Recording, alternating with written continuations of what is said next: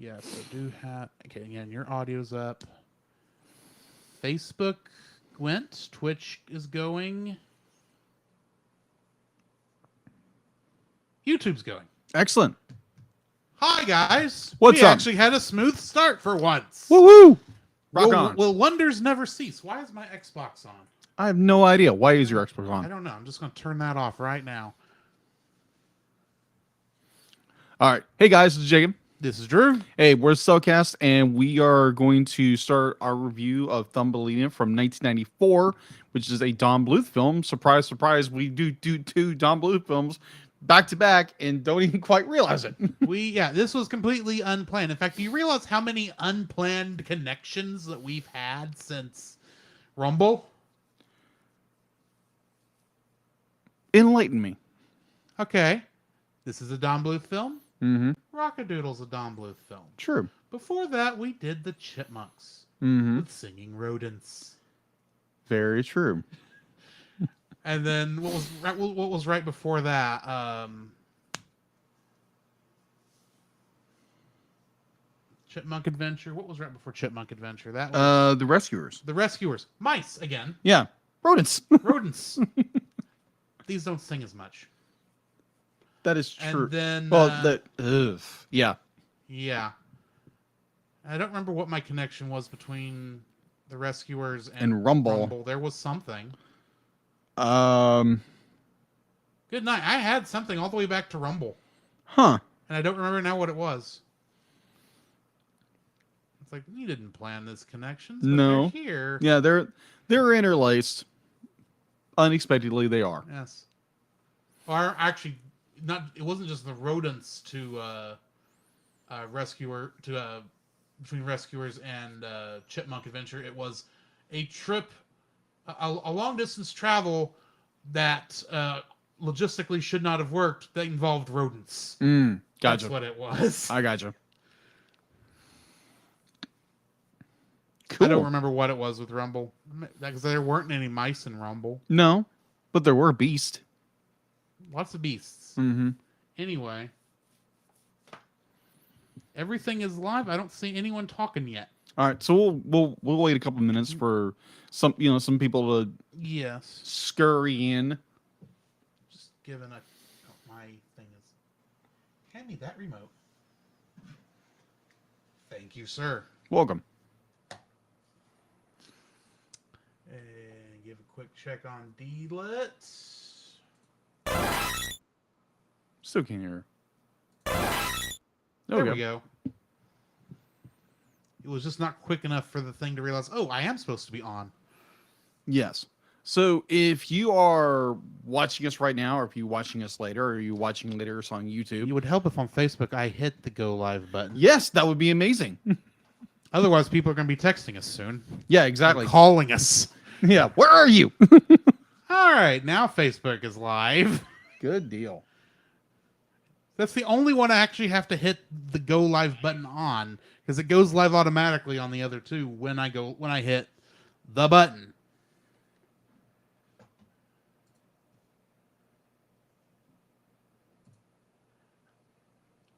think I'm getting a little bit of a buffering issue video wise. It looks like Riverside.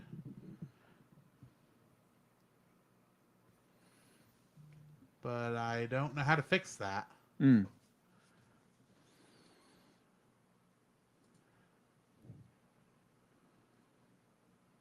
And I don't think I can fix it now anyway, because we're in the middle. We were already started, but I wonder if I messed with something. Could.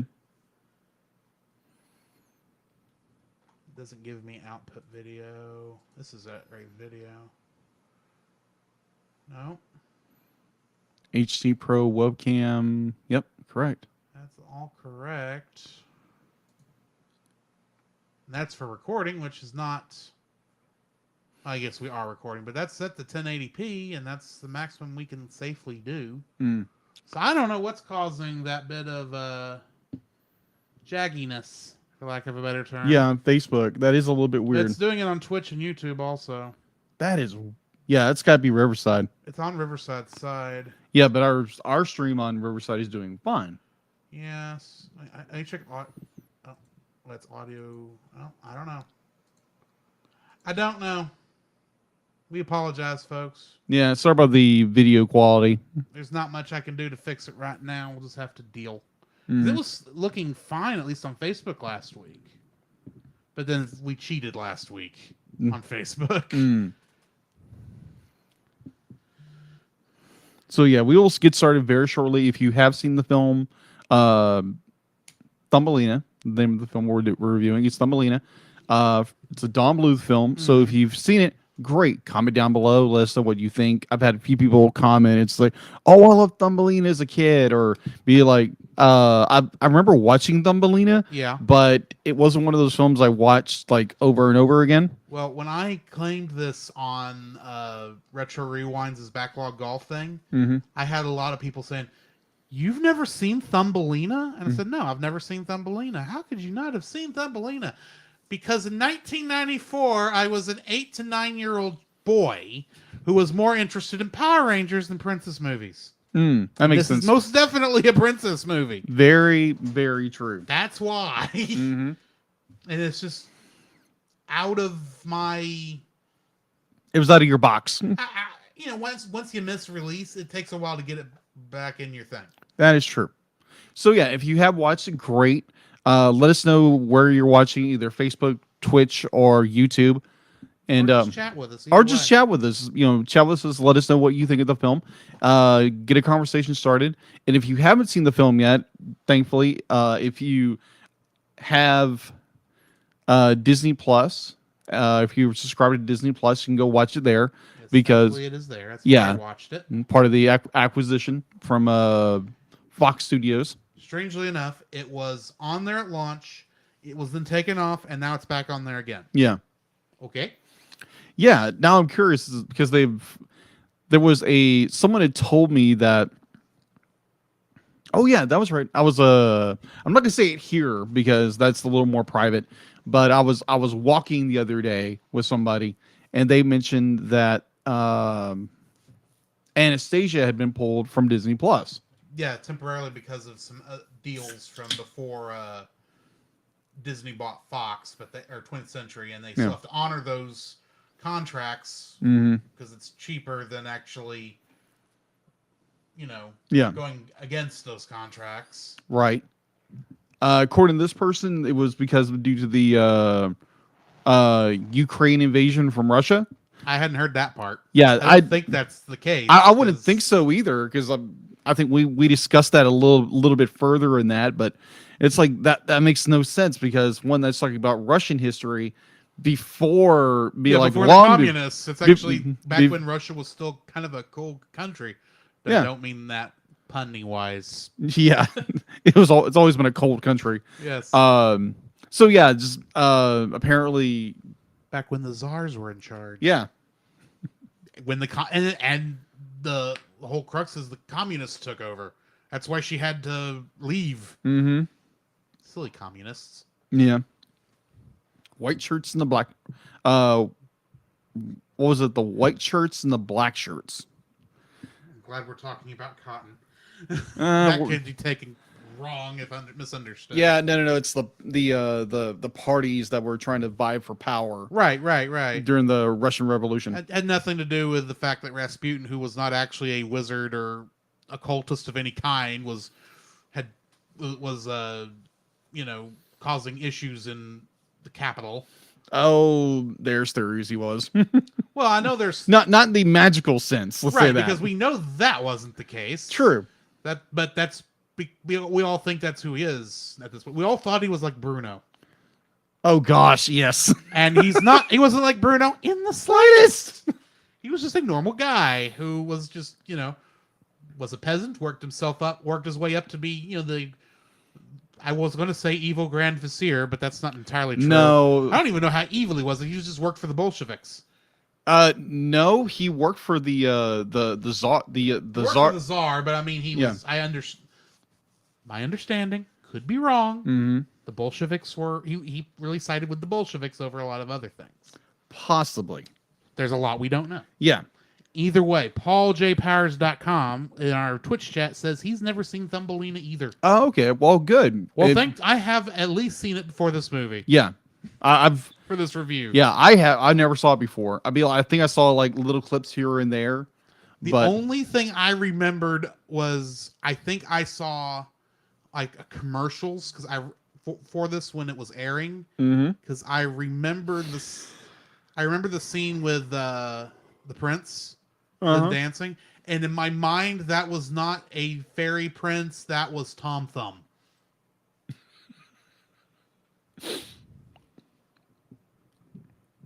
Paul J. Powers says, next thing you'll be saying is that Bartok didn't exist. We actually have no way to know if he had a pet bat or not, or whether said pet bat was Bartok. It could have been. It could have been. Possibly. We'll never know. But the history nerd just wants to break down that movie nowadays, and it's like, I still love Anastasia. Be like, there's parts where it's like, oh, okay. Yeah, now granted, Drew has a different opinion about this film than I do. I have issues. Yes, and they're perfectly fine to have issues with the film, and we can agree to disagree on films. That's the wonderful thing about this. This was just the first one we had a really big disagreement about. Agreed. I think historically it's okay. Rasputin wasn't a mad wizard. He was Nobody should have been voiced by Christopher Lee. Not Christopher Lee. Christopher Lloyd. Christopher Lloyd, which boy, that's two weird people to get confused. That is true. That is so true. Yeah, Christopher Lloyd. I think he did a great job. Imagine Christopher Lee in Back to the Future when this thing hits 88 miles an hour, you're going to see some serious beep. We're a PG show.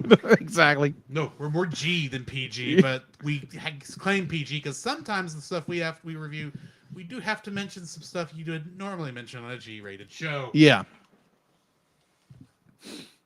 But we're just saying Ariel has shells. That's all we're saying. Oh, man.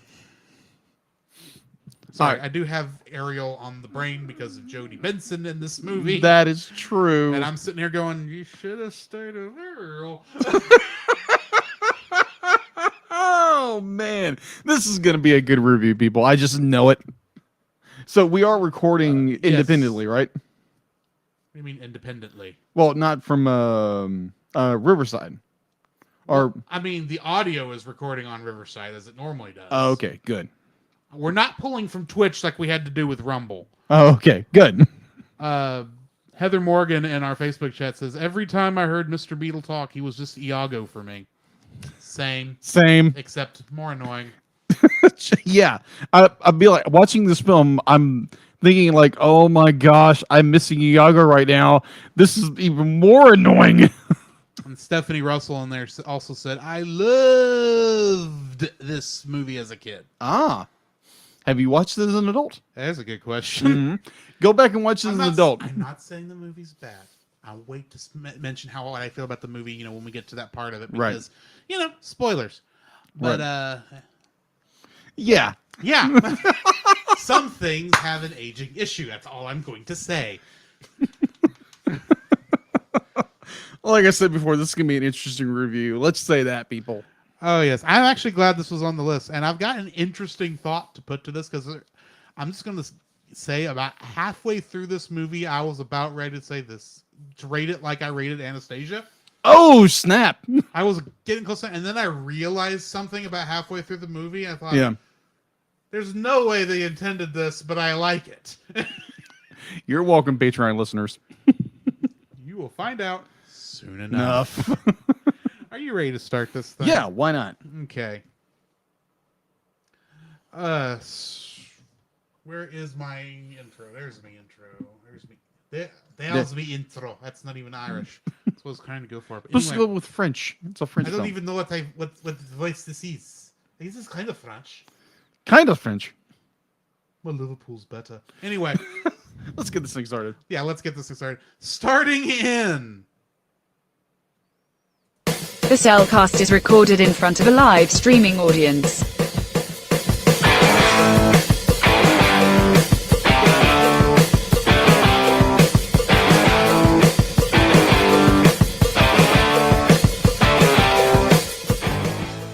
Hello welcome to another episode of The Cellcast. Joining me today is a man who just wants to ride his bee. Welcome, Jacob. Because I'm buzzing with excitement. Kind of. The thing is, this movie had a dog in it, but I couldn't think of a good pun to go over. Oh, man. Hero didn't do much. Yeah, that is true. He didn't do much. Why, thank you. Love you, Sarcos. A man who's just hopping mad. Welcome, Drew. Hopping mad? There were Frog. no rabbits in this film? Frogs. Okay, yes. I can't do Spanish accent. Spanish frogs. Yeah, Spanish frogs who wants his girl back. Which Yes. isn't his girl in the first place. Niña. His niña. Niña. Thank you, Charo. Anyway, Oh my gosh. I need to ask the trivia question. I need to do that first this Yes, you do. time. I should be doing that first every time, but sometimes I forget. You know what I did forget? Oh no. What did you forget? I did post it. Yes, you did. But of course, the music is still going. It's just going to go to a Mm. Actually, I'll cut it out. There we go. Yes, it'll cut out like that thing, but I'll have already, since I'm having to look this up, Wonderful start we're having. I see. She probably saw the thing that said that the episode that we would normally release Saturday was going up Monday. That's probably what it was. Okay. I got To you. answer that question from before the show, Mm-hmm. anyway, trivia for this week's episode. Thumbelina is the first animated film to win a Razzie Award. In what category did it earn it? Oh, easy. Songs. Yes, it was the songs. Specifically, which song? The one that earwormed in my head and I wanted to bash it out with a mallet. And that is... Giacomo's song? no, it wasn't Giacomo's song. It wasn't Giacomo's song? It What was wasn't it? Giacomo's song. Which other of these near songs was it? Well, it wasn't the the lovey-dovey song. It wasn't it wasn't the Frogs villain song. Okay. It wasn't the Beetle Ball, Oh gosh. which honestly that should have been it. Well, let's just say even someone pretending to be Gilbert Gottfried singing should not be allowed on this earth. Oh jeez.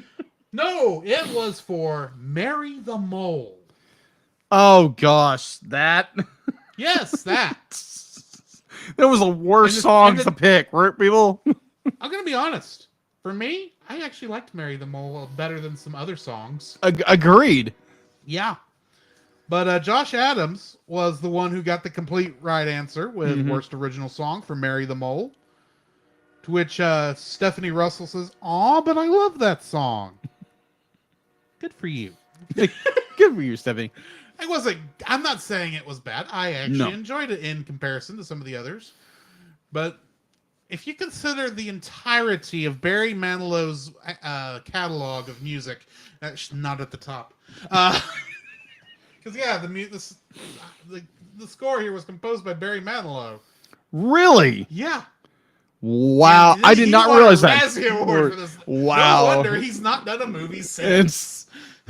Who would have thought? I mean, he didn't. This wasn't exactly his best work, Right. but still. Wow. I mean, this doesn't even hold a candle to the Folgers coffee jingle. Oh my gosh. Anyways, how are you doing? Man, I'm doing very well. The weekend was fantastic. Had a great Saturday. Sunday was great. Monday was excellent. Today was good. Minus I had to check for the last 2 days, but that's things you got to do, right?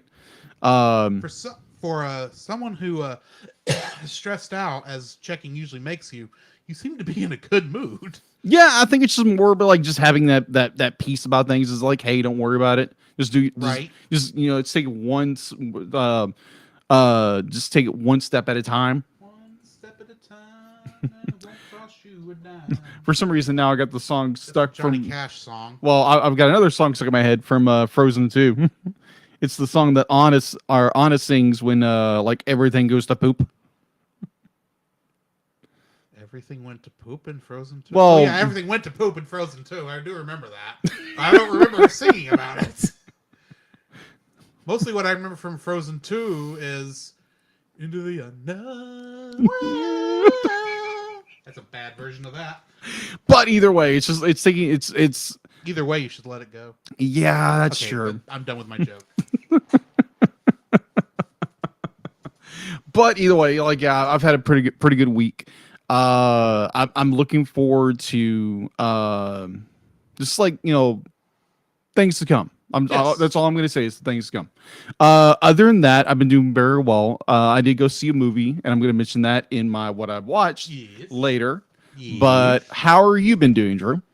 I had a good week. I visited my parents over the weekend. So, and that's partially why this last episode went up a little late. Yeah. But because I couldn't get it edited in time before I went, and you didn't get the art done until Monday. Not that that would have been an issue, but Right. That was fun. yeah.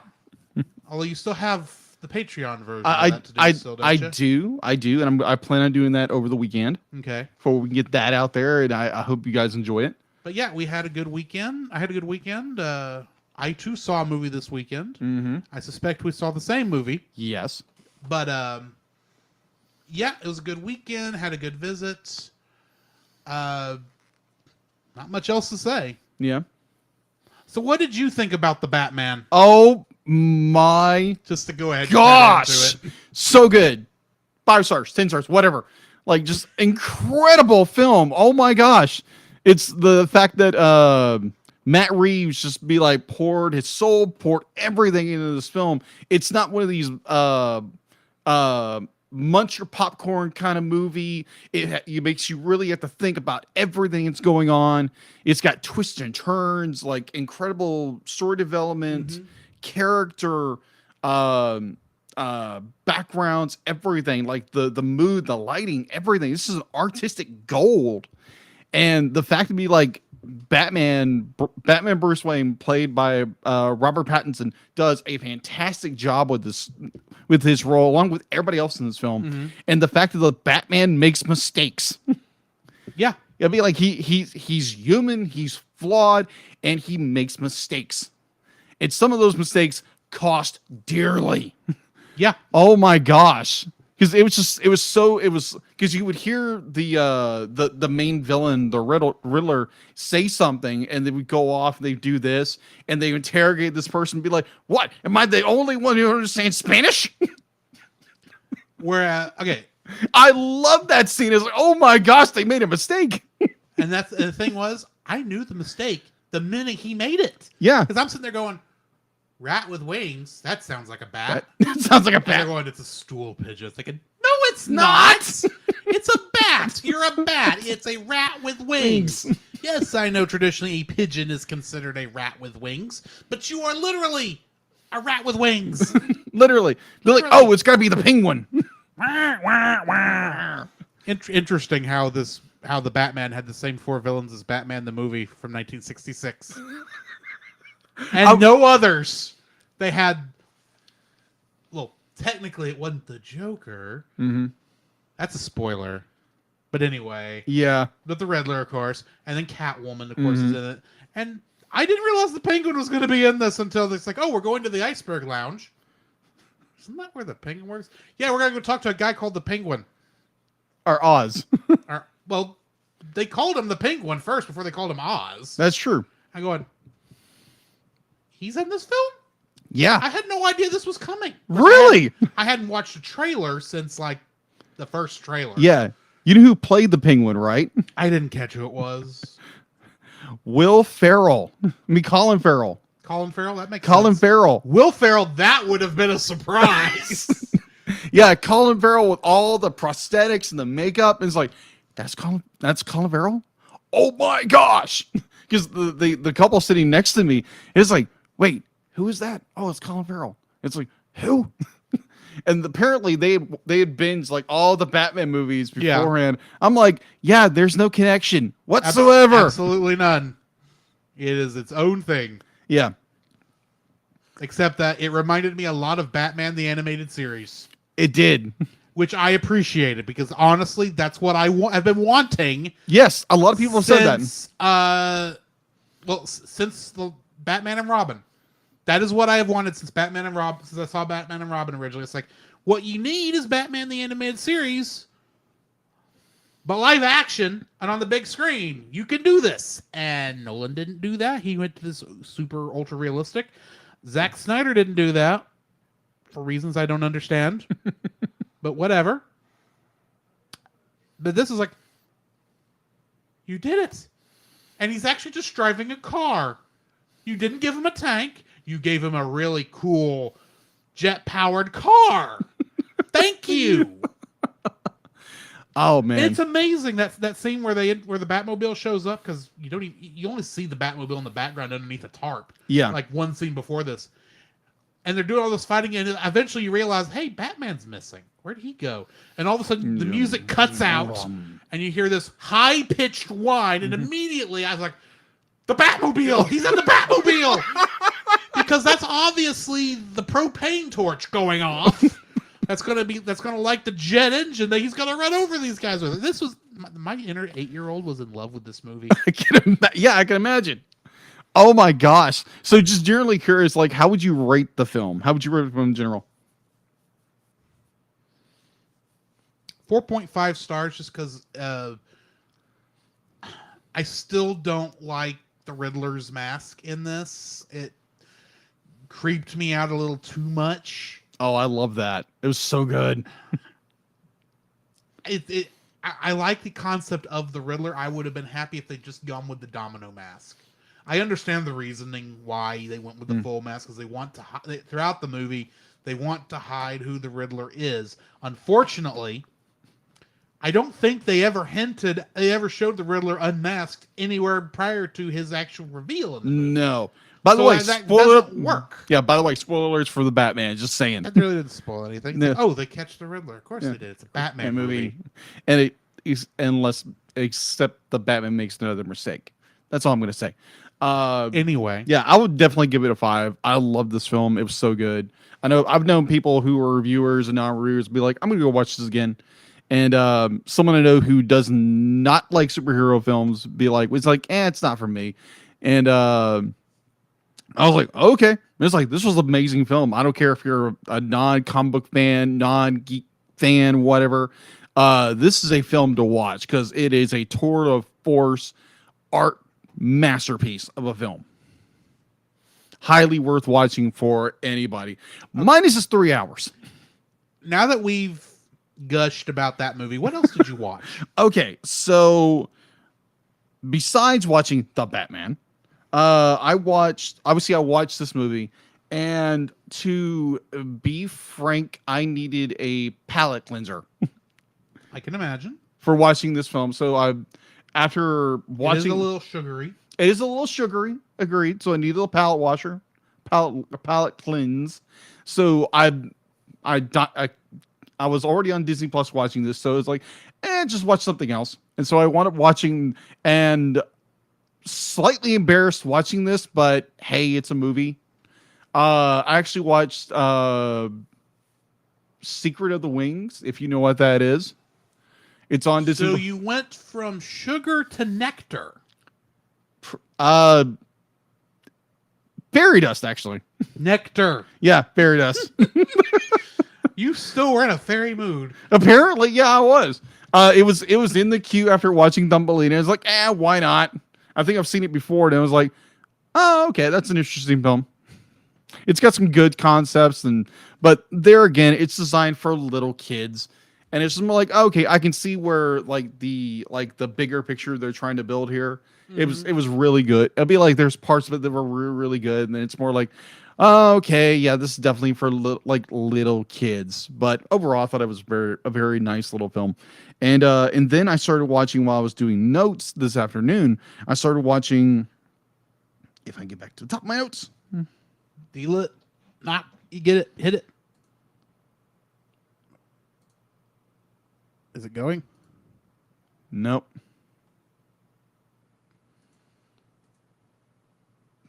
Well, I know how to fix this.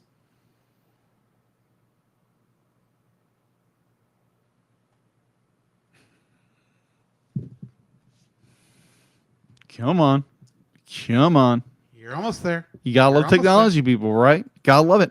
It says it's going live. I see it circling. Round, circling. Okay. And circling. There we go. All right. Well, Mark, go ahead. All right. All that to cover like a 3-second thing that I should have let go. But I started watching Cold Case Files on Hulu. Uh-huh. And I am a huge true crime nut. I think at some point I need to wear a shirt that someone I care about made me. And had made me, and this was more, it's a true crime. It's about criminals trying to get away with stuff and they ultimately get caught. And watched like 3 episodes. The first one just hit me like a ton of bricks and just made me think it's like somehow some people are not, I don't want to say they're not a good parent, but their actions led to the death of their own child. And the fact that, you know, they allowed their child to do this and they didn't go pick up their child when they were supposed to, when they were already out. So you had flashbacks to a certain movie we saw in our first year about fireflies.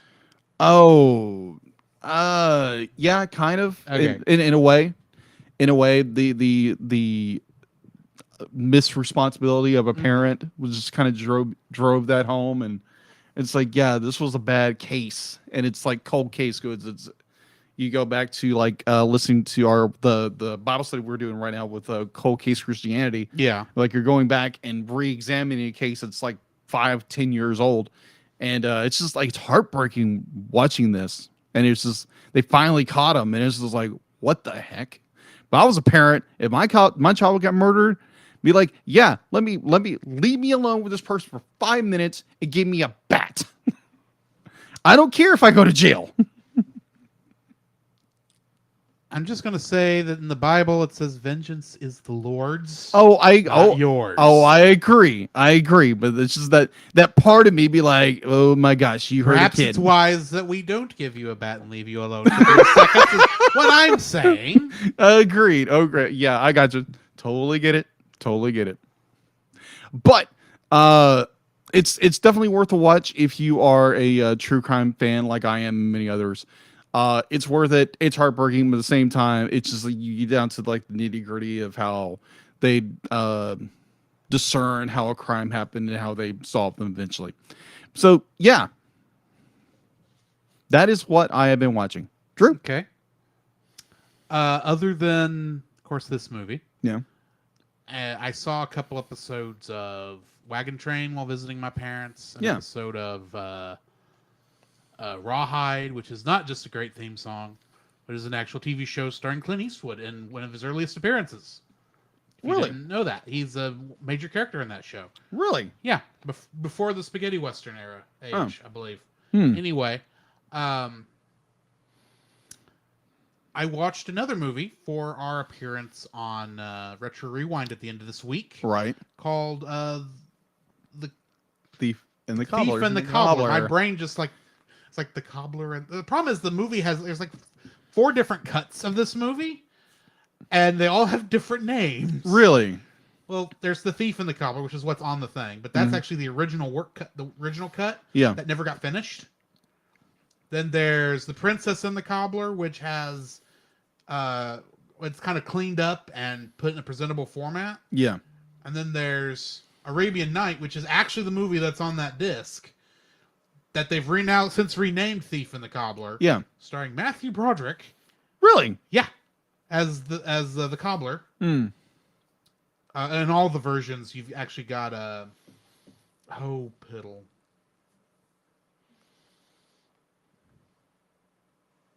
Radigan. Vincent Price. Vincent Price. Yeah, Vincent Price playing the wizard Zigzag. Because they recorded it like back when he was still alive. Yeah.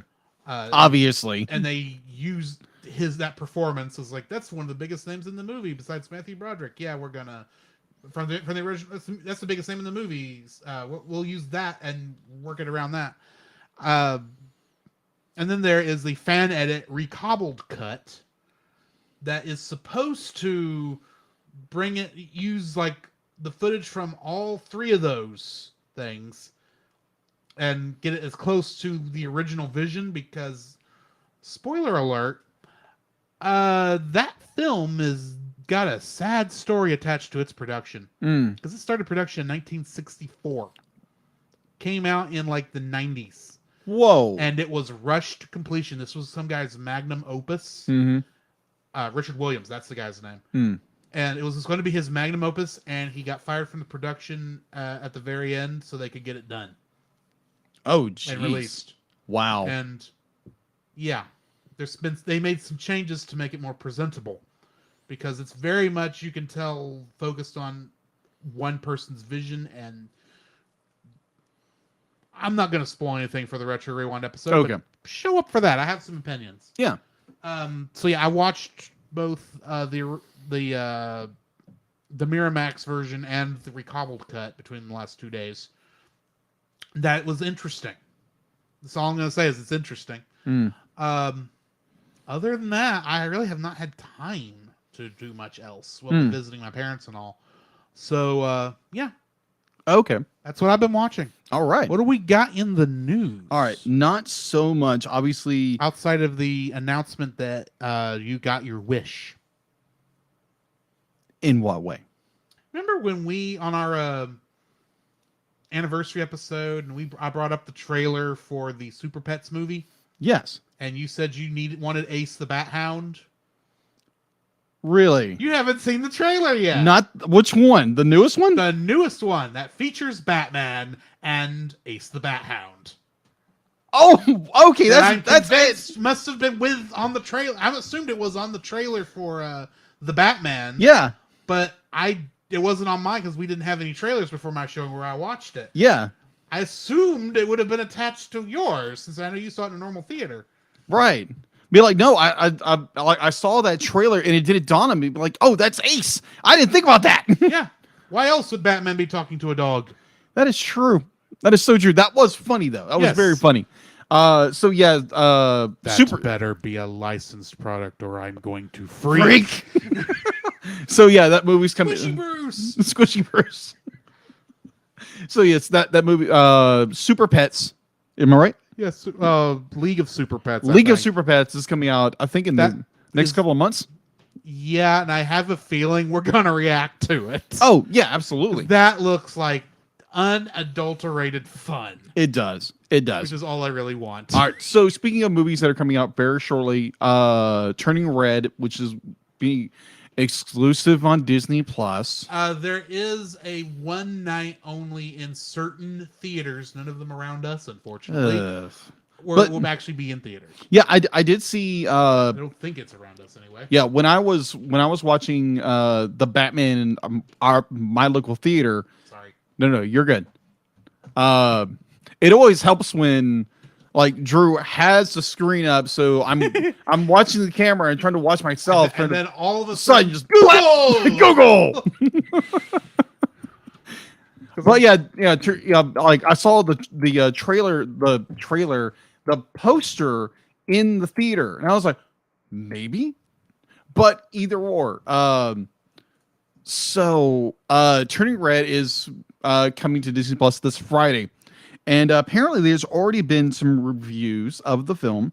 And let me pull this up really fast. I have double checked. It is nowhere near us. Okay. All right. So in news, Turning Red is winning over critics with its heartwarming message, beautiful animation, and humorous take on being a girl being thrown into a supernatural, awkward phase.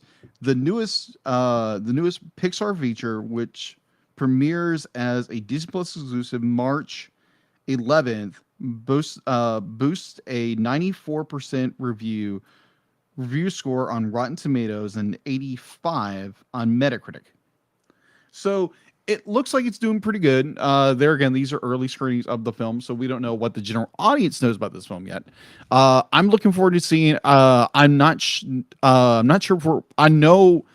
Be like, I would like to. We have not planned a reaction. Episode, we have, but yeah.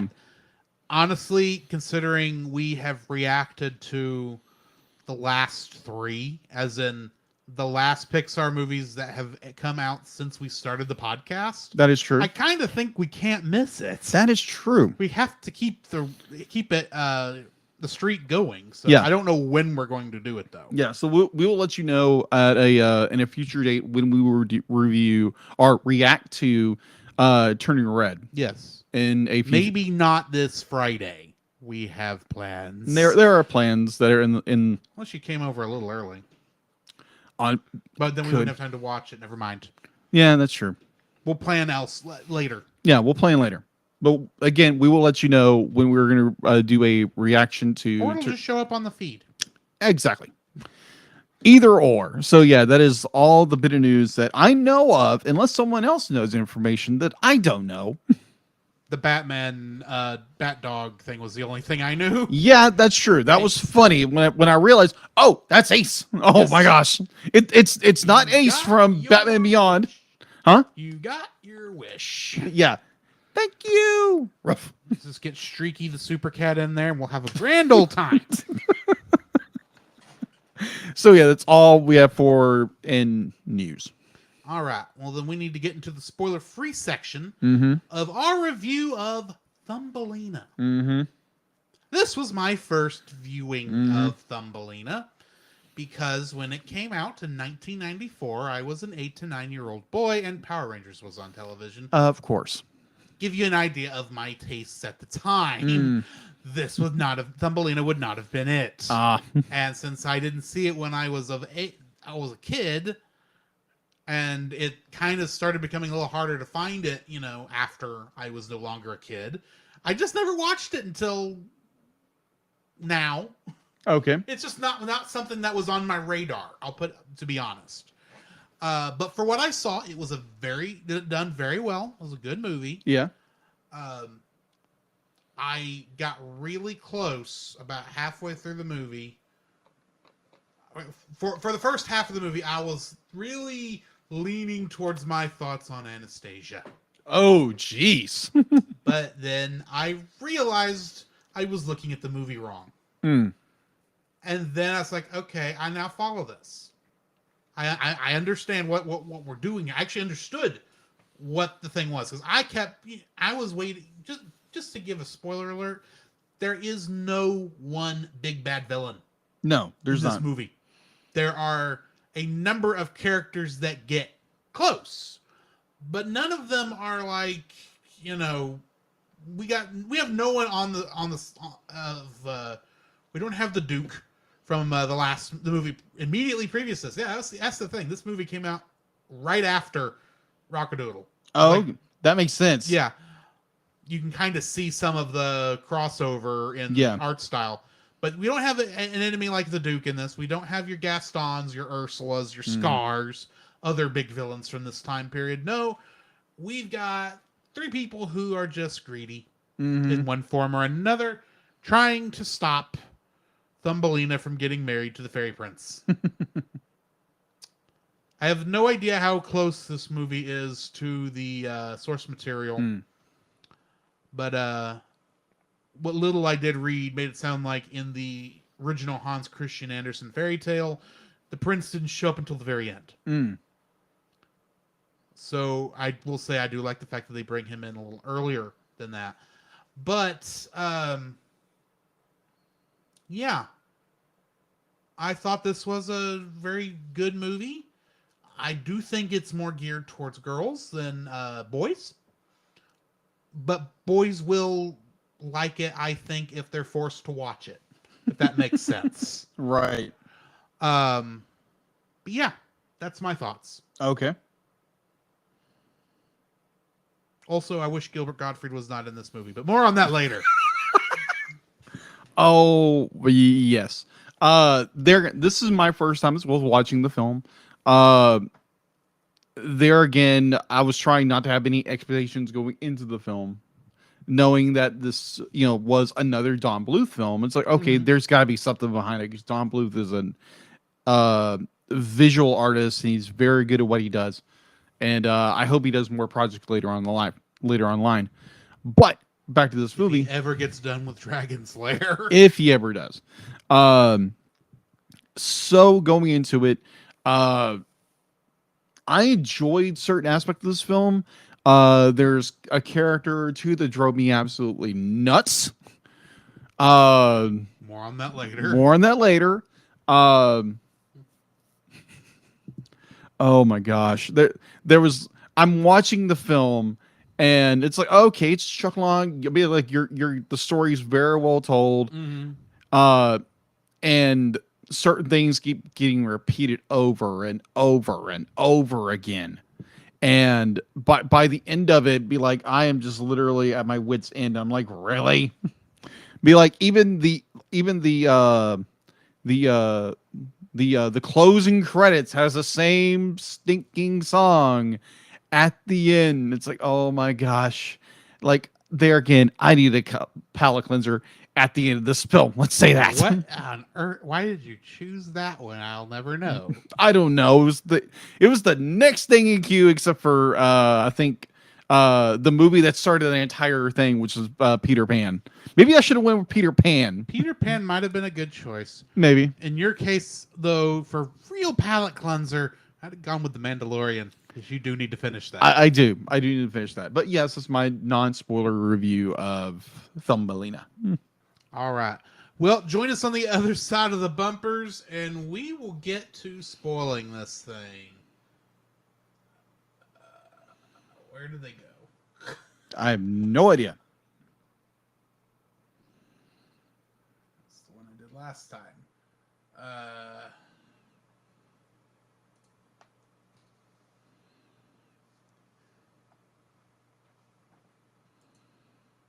It did it again.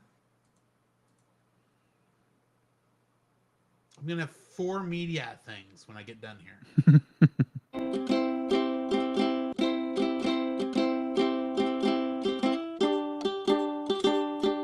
Don't forget that you can download? Don't forget that you can, don't forget that you can listen to us record the podcast live every Tuesday over on our Facebook page, The Cellcast, our Twitch channel, The Cellcast Gaming, and on YouTube at Cellcast. Also, don't forget to join our Patreon if you would like to support us monetarily. At $1, you'll get our everlasting thanks. At our $5 tier, you can get some artwork from Jacob. And at our $10 tier, you can get bloopers for every episode we've released that I've remembered to release them for.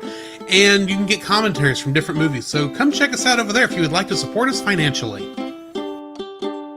Each week on Stunning and Brave, hosts Chris Cowan of the Babylon Bee and Nate Henderson of Some Boring Budgeting Job confess their privilege, spotlight stunning social media posts, and fabricate outrage, all while keeping you super woke and enlightened. They will make you laugh. That's right, you have no choice. Check out Stunning and Brave at stunningandbrave.net. Do you like Star Wars? I don't just mean the original trilogy. Along with that, I mean the prequels, the sequels, the anthologies, the animated shows, and of course, who doesn't like Baby Yoda? Well, if you've been in the fandom for any length of time, you know how toxic the fandom can get. And if you'd like to be able to discuss a galaxy far, far away in a much more positive light, might I suggest searching out The Outer Rim, a Facebook group dedicated to all of Star Wars, and check out their YouTube channel, which you can easily find at Pop Americana, which the podcast you're currently listening to is also a part of. To find that and more, check out the link in the description.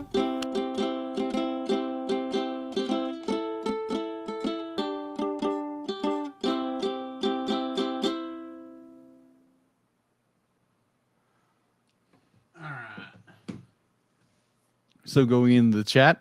Yeah. Not much is going on Twitch other than Josh showed up, but I think I already mentioned that. Mm-hmm. Heather Morgan says she liked Mary the Mole, but not so much the Bug Ball. Mm. Understandable. Cool. And she said we watched Sing 2 this week. Huh. Still need to watch that. And something I knew it. She knew something. I don't know what she knew because I didn't see it in context. Yeah. My apologies there, but we're Yeah. glad you knew it, Heather. Yeah. Let us know what you knew. What do you know? What are your secrets? Tell us, please. Okay, anyway. You ready to jump into the full thing here? Yeah. Let's let it rip. Let me bring up. What Not- is this? Bakugan? Is that the name of that show? I guess I don't know. Bakugo? No, that's a character. Beyblade. No, there was another one. It's like, yeah, Beyblade was Let It Rip. I'm thinking of something else. Anyway, there was a show called Bakugan Yeah.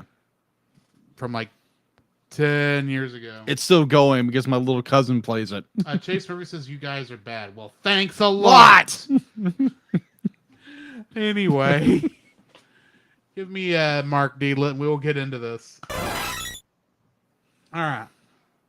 The following is a spoiler-filled review for the movie Thumbelina. Listener discretion is advised.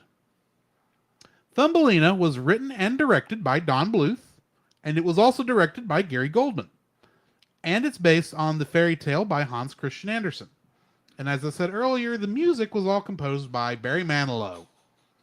And boy, was this not his best work. What is so funny?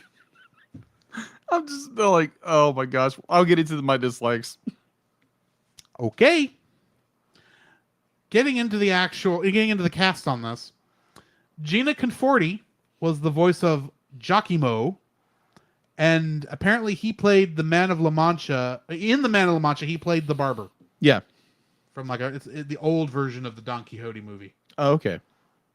Barbara Cook was the voice of Mother, and she was Jane Piper in Babes in Toyland. Okay. There's a movie you haven't seen, I bet. I've never heard of it. It's on Disney Plus. Really? Yes. Huh. One of those kind of movies. I got you. Jodie Benson was the voice of Thumbelina. Of course, she was Ariel in The Little Mermaid. In every iteration of Ariel. Every iteration. All the way up to Ralph Breaks the Internet, I believe, was the last thing she did. Yeah. Will Ryan was the voice of Hero and Reverend Rat. And he played Petrie in The Land Before Time. Oh, okay. That's where we're getting its name from. Yes. June Foray was the voice of Queen Tabitha. And she was Mrs. Featherby in DuckTales. Woo! And, of course, DuckTales, the movie. Mm-hmm. Kenneth Mars was the voice of King Colbert. And in Young Frankenstein, he was Inspector Kemp. You've still not seen Young Frankenstein, have you? No, I have not. I can tell by the look since you didn't know who I was referring to. No, I haven't. Well, I'll need to make you watch that movie one day. I have it on the list. Alrighty. Gary Imhoff was the voice of Prince Cornelius. And in Spider-Man the Animated Series, he played Harry Osborn, a.k.a. Green Goblin. The second Green Goblin. Second Green Goblin, yes. Green Goblin 2. Electric Boogaloo. Anyway. Joe Lynch was the voice of Grundle, a.k.a. the frog who wanted to hit on Thumbelina. Marry Thumbelina. Marry Thumbelina. Yes. I marry Thumbelina. He did not have much that I think me and you would recognize. He had nothing I think me and you or any other people who normally listen to our show would recognize unless you're British and are aware of a soap opera over there called Coronation Street, and he played someone named Ron Mather. Oh, okay. Charo was the voice of Mrs. Toad. She was a famous guitarist and singer. And on The Love Boat, she played a character a couple times it looked like, named April Lopez. Huh. Danny Mann was the voice of Mozzo, one of the other frogs. And he is Percy in Pocahontas. Oh, okay. Haven't seen Pocahontas in forever. Lauren Lester was Gringo, the third of the Frog Brothers. And he was Robin in Batman the Animated Series. Holy smokes, Batman! Yeah, that was one I wasn't expecting. Of course, Gilbert Gottfried was Mr. Beetle, and he played Iago in Aladdin. No, you think? Not to mention a certain insurance duck on those Aflac commercials. Carol Channing was the voice of Mrs. Fieldmouse. And along with being a Broadway actress, she played Aunt Sylvia on The Love Boat. Oh, I'm detecting a pattern. yeah, I hear one too. And John Hurt was the voice of Mr. Mole. He was Kane in Alien. Mm-hmm. You know, the one where Oh, the yeah, I know who John where Kane the- is. John. the face hugger got onto, Yeah. and then the Boom! chest burster came out of Yes. it. And then he reprised that role in Spaceballs. Balls. Yes. But here's a role you may not know he was. He played the Doctor in Doctor Who. I know he did. He was the War Specifically the Doctor. War The Doctor. Doctor. One of my favorite versions of the Doctor. And plus, John Only Hunt. 3 episodes, but still, wow. Yeah, John Hunt is an amazing actor. You know, we lost a very talented actor when he passed away, but oh my gosh, everything I've ever seen the man in is just genius. Okay, we've got 3 Kingdom Hearts connections. Really? I want you to guess at least 2 of them. Okay. Guess. Just using because well, you obviously- have already seen these characters in one game. Okay. Obviously, Jody In the game we Benson. played. Obviously, Jody Benson. As Okay. Ariel. Okay, and give me a hint. We don't like him in this movie. Gilbert Gottfried. Gilbert Iago Gottfried. in Kingdom Hearts. You can barely hear his voice when he speaks in the first game. Oh. He does have a bigger role in Kingdom Hearts 2. Oh my god. Because it's based more off of Return of Jafar. And it is definitely Gilbert Gottfried in both versions of that game. Oh my gosh. Also, Catherine Sochi, who we brought up last week. Okay. In this one, she was Chicken. One of the chickens in this? I think she was a chicken last week. Now that I think about it. She plays poultry very Hang well. on, let me double check. I am actually curious. Let me check last week's notes. 'Cause I am curious now. Nope, she was additional voices. So she might have played a chicken. She might not have. Yeah. We'll never know. No. Even though knowing is half the battle. Moving on. She's, of course, Sally, Shock, and Sora's mother in Kingdom All right. Hearts. Oh. The one line. The one line. Sora, your food's getting. Where did you go? Sora, dinner's ready. Come on down. Sora. And we'll never hear from her again. I don't know why that is funny. That it makes sense in that scene. Why we never get to hear that character ever again. Oh my gosh. Or his father, which I have no idea if it's alive. I mean, this is a Disney movie. Probably one of the parents is dead. That is true. Probably the father. Anyway, That's but a flip, but either way. That's the end of the Kingdom Hearts connections. All right. What have we got in info and stuff? Okay. So info and stuff. IMDb has a 6.7 out of 10. You can watch it on Disney Plus right now if you're subscribed to Disney Plus, which I would probably recommend getting because it's Disney Plus. A lot of good stuff on it. Yeah. Huh? A lot of good stuff on it. Agreed. Though I'll understand if you're boycotting it for numerous reasons. Yeah, I know a lot of people who do. It was produced. Obviously, this movie was produced by 2 companies originally. It was originally produced by Don Bluth Studio, which went into bankruptcy during the middle of the production. Yes. And he restarted a new production with Don Bluth Ireland Inc. or Incorporated. Which is the studio he made Rockadoodle with. Yeah, exactly. But somehow Don Bluth Sullivan, which was the other one he used with All Dogs Go to Heaven and Land Before Time. Yeah, something like that. Did not get involved in this one. Yeah. Why does the man have 3 animation studios? That's my each and every time be like Don Bluth does a project, he makes a new studio. he makes a new studio because the studio goes under. Yes, because no one will pay this man the money he deserves. Sounds like it. All right, so it was distributed by MGM or Metro Goldwyn Mayer. Am I saying that right? Mayer. Originally, and then this is after Samuel Goldwyn Company got bought by them, who made the last movie we did, Rockadoodle. Oh, okay. And yeah, because originally it was distributed there again. I'll get into that part of it later.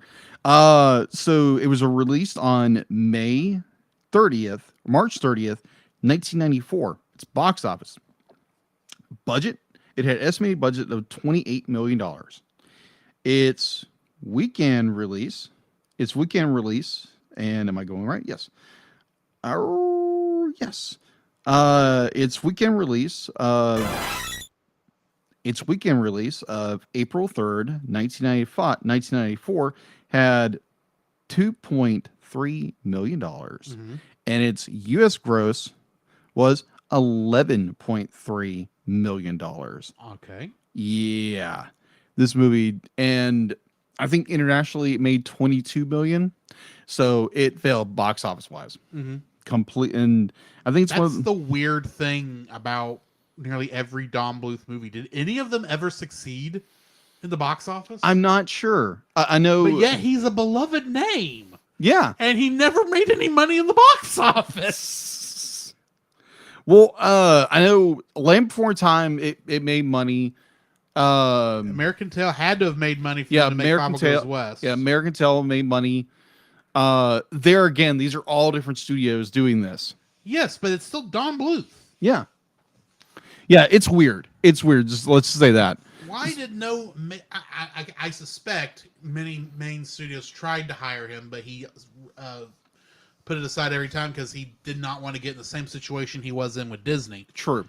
But still, I wonder why he never got fully attached to one studio, even though a lot of his stuff got released by Fox. Yeah. But anyway. All right. So there again, for some reason, I'm making my notes. The lining, how it was lining up, kind of mixed up. So its world gross was the exact same with 11.3 million, but I read somewhere else it was 22 million. But either or. So home release. Originally Home Warner Video released Thumbelina on Home Video. Yes, Warner Home Video released Thumbelina on VHS and Laserdisc on July 26th, 1994 in the United States and Canada. Internationally, in different countries throughout the 90s. The film was re-released on VHS in the United Kingdom on March 20th, 1995. Warner Home Video released it on DVD on March 29th, 1999. Thumbelina was re-released once again on VHS and DVD through 20th Century Fox Home Entertainment on February 19, 2001, and on Blu-ray on March 6, 2012. This movie was available to view on Disney Plus when it was launched on November 12th, 2019, following Disney's acquisition of 20th Century Fox earlier that year. However, it was removed on July 1st, 2022, and it remains available to view in other countries. But currently, right now, it is able to watch. Yeah, you are able to watch on Disney Plus right now. It has been re-added.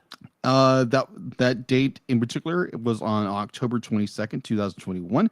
The film is also available to view on Disney Plus under the Star banner name when Star was launched on October 27th, 2021 in Japan. So apparently it's like a sister brand or something on Japan. It's more than just in Japan, but essentially Star is like the international the banner that they put stuff that.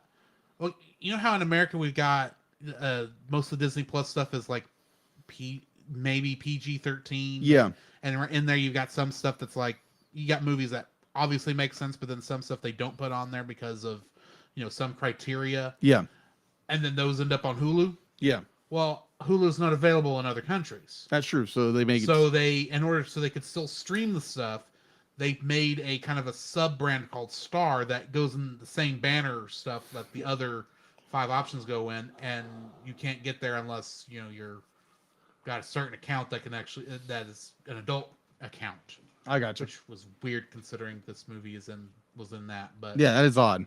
I guess because it's not either. Anyway, Yeah, either or. anyway. Maybe they didn't like the singing so much they put it on this star. Well, with Gilbert Gottfried singing, makes sense to me. All right. That's all I got for an info and stuff. All right. Getting into the summary. A lonely widow, longing for a child of her own, is given a barley seed by a friendly witch. The planted seed grows into a flower, and a tiny girl emerges from inside, no bigger than the old woman's thumb. The old woman names the tiny girl Thumbelina and raises her on as her own. Although Thumbelina loves her mother, she craves companionship from someone her own size. One night, the fairy prince Cornelius stumbles upon Thumbelina after hearing her singing. The two take a ride on Cornelius's bumblebee and fall in love.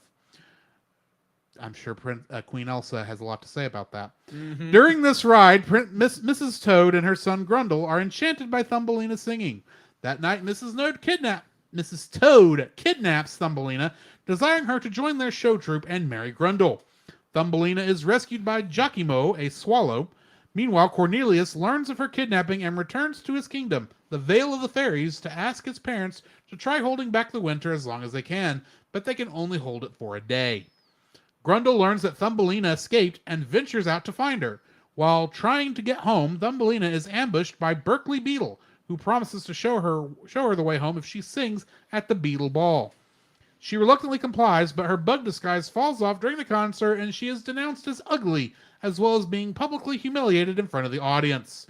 Beetle rejects her without helping her. She is next found by Giacomo, who promises to find Cornelius. Again. Beetle is confronted by Grundle and suggests that Grundle kidnap Cornelius and use him as bait to lure Thumbelina. Grundle coerces Beetle into partnership by removing his wings. Couldn't happen to a better bug. Upon the arrival of winter, Giacomo injures his wing and loses consciousness from the extreme cold, while Cornelius falls into a pond by wind and is frozen. And that's the end of our movie. No, I'm kidding. Should have been. Beetle finds Cornelius's frozen body and takes him to Grundle. Good thing he didn't let him go. Thumbelina is forced to take refuge in an old shoe where she is discovered by Miss Fieldmouse and granted shelter in her underground house. After relaying Cornelius's fate to her, Mrs. Fieldmouse introduces her to her neighbor, Mr. Mole, who becomes infatuated with her and desires to marry her. Devastated by the apparent loss of Cornelius, Thumbelina gives in to hopelessness and accepts Mr. Mole's proposal. Giacomo revives, and before Thumbelina can get a chance to explain to him what happened to Cornelius, resolves to find him before the wedding. Beetle tells Grundle of Thumbelina's wedding. When they leave Cornelius behind, a trio of friendly insect children find and thaw Cornelius. At the wedding, Thumbelina finds herself unable to marry Mr. Mole after remembering Cornelius' promise to always love her. Grundle and Beetle arrive and a chase ensues. Cornelius also arrives and engages Grundle in a fight, which culminates with the two falling into a chasm. Thumbelina escapes on a pile of Mr. Mole's treasure, causing it to fall at Mr. Mole and the wedding guests. Giacomo finds the Vale of the Fairies, finally, and takes Thumbelina there. She and Cornelius reunite, and she magically grows her own pair of wings upon accepting his proposal, with her mother and the fairy court in attendance. The two marry and depart on Cornelius's bumblebee, much to his mother's chagrin. The credits images reveal that Beetle's wings regrew, and he resumed his pop career. Grundle survived the fall with a broken leg and married a female toad to his mother's delight. And Mr. Mole married Miss Fieldmouse, which is I was kind of wondering during that song why she didn't marry Mr. Mole. That's what I kept thinking. But apparently she did afterwards. But anyway, getting into the trivia for this episode, for this movie. The producers generated positive ratings during test screenings by playing the Walt Disney Pictures logo at the beginning, making viewers think they were watching a Disney movie. Go Don Bluth. Ironically, Disney purchased this film through their acquisition of 20th Century Fox, who replaced Warner Brothers as the distributor due to Fox acquiring Don Bluth Ireland Limited. The production company. This is the first animated movie, as I said earlier, to win a Razzie Award. It received Worst Original Song for Mary the Mole, sung by Carol Channing. They could have picked a worse song. Let's just say that. Yes, they could have. This is one of 2 movies based on Hans Christian Andersen's fairy tales to feature Jodie Benson as the title character. Nah, The other do was The tell. Little Mermaid. Nah, of course not. This movie was originally scheduled to be distributed by MGM in the United States and J&M Entertainment overseas. Mm-hmm. But by the time it was completed, both companies dropped the arrangement due to concerns about the bankruptcy of Bluth Studio. Warner Brothers subsequently bought the distribution rights in March of 1993. Mm-hmm. Angelina Ball was the live-action reference model for Thumbelina, as well as Goldie from Rockadoodle, our previous movie. Ah, that makes sense. Don Bluth admitted in a 2010 interview that the script was one of the film's shortcomings. They hired a screenwriter to write a draft that Bluth ended up rejecting. However, due to crunch in the schedule, Bluth had to have a new script done in 2 weeks. That explains some stuff. Mm-hmm. Gary Imhoff was in his late 30s when he recorded the voice of 16-year-old Prince Cornelius. King Colbert, a.k.a. played by Kenny Mars, comes to the defense of his son by asking Queen Tabitha if she remembers being 16.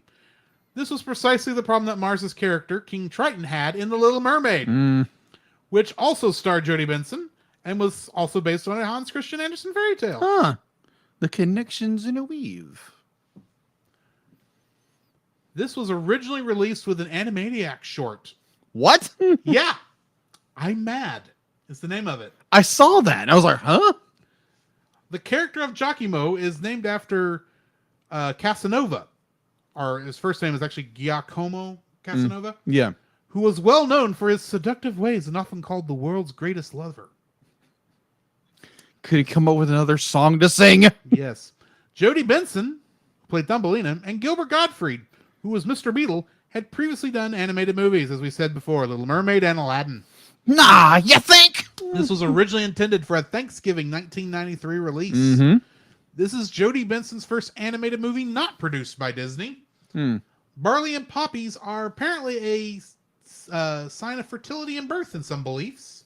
Really? Apparently. Huh. Because she was burned from a barley seed. Mm. Both this and A Troll in Central Park from 1994 were in production simultaneously at Don Bluth Studios in Ireland.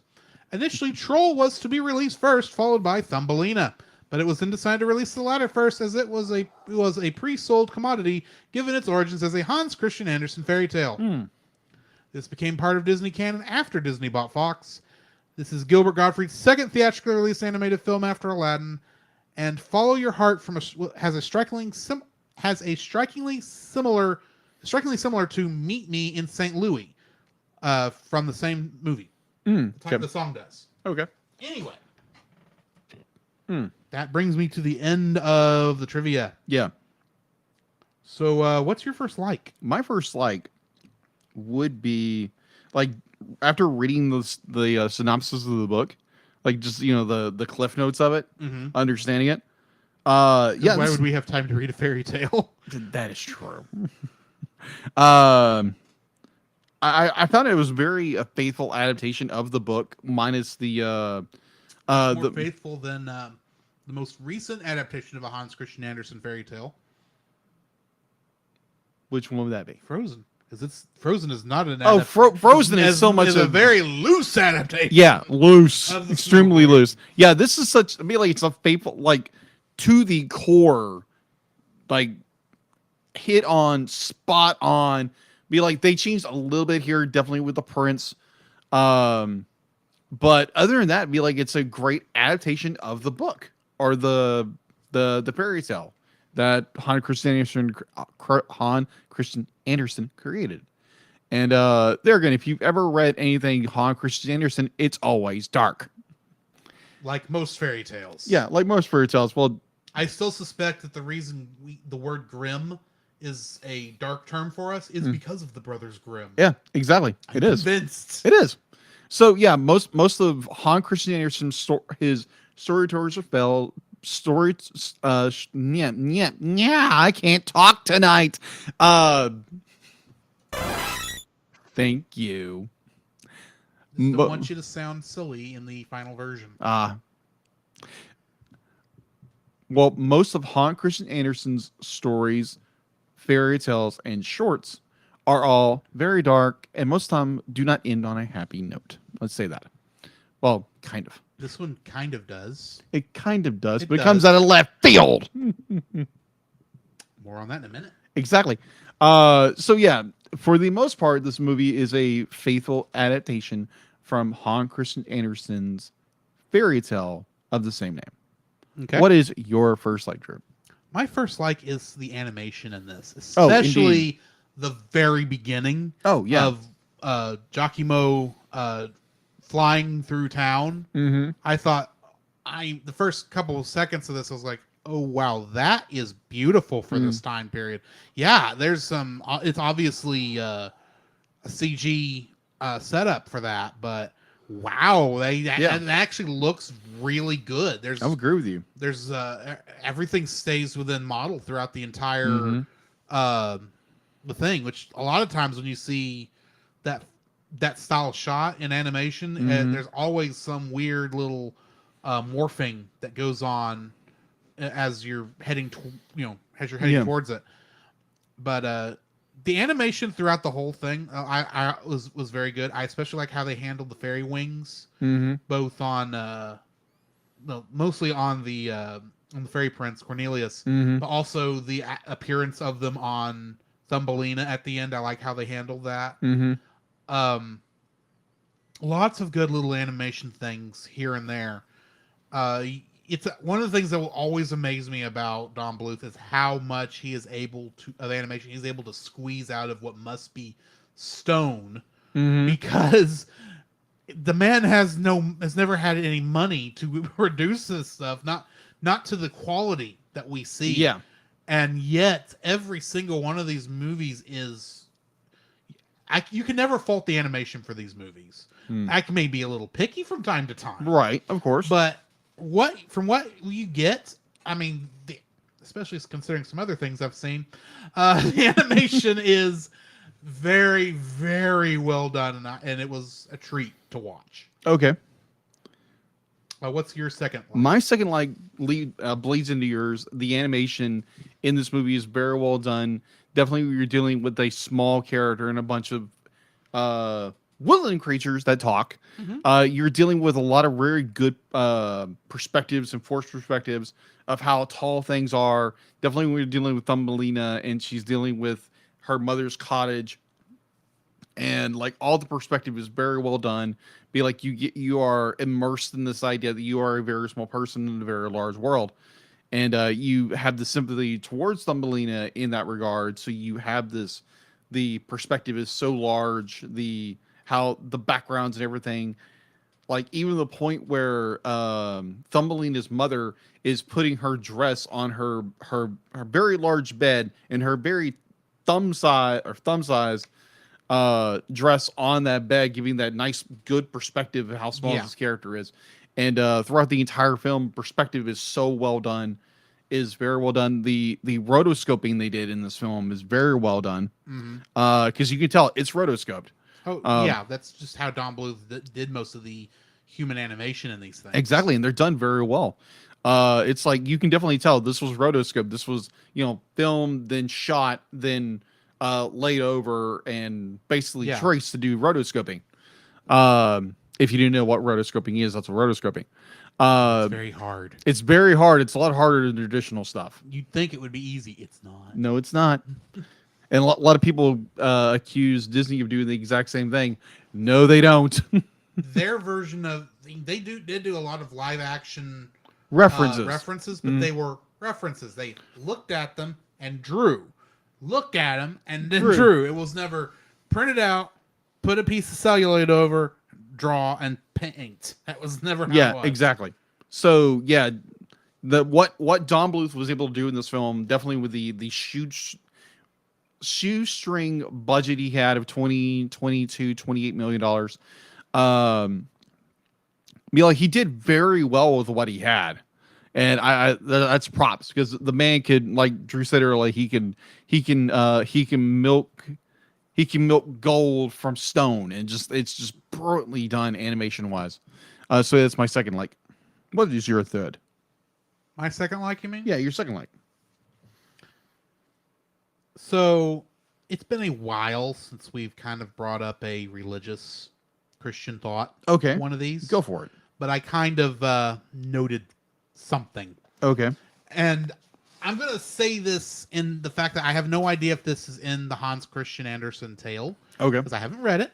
Although my understanding with the prince not showing up until the end of the story in the original tale, they may not have been able to do this as well. I don't know. But here's the thing. At the very beginning, of course, she meets the prince, Mm-hmm. falls in love with him. Yeah. It takes about half an hour to get to that point, which was a little annoying on that pacing, but whatever. Mhm. They were setting up everything. Yeah. She falls in love with him, and then he goes away.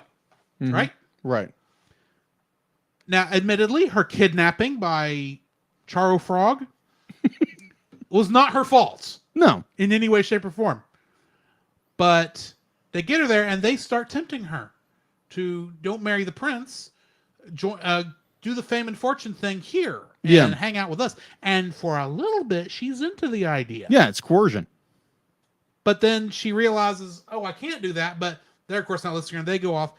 And so he's like, okay. And she was tempted Mm-hmm. with fame and fortune. Yeah. See where we're going. Second trial she went through was with Mr. Beetle.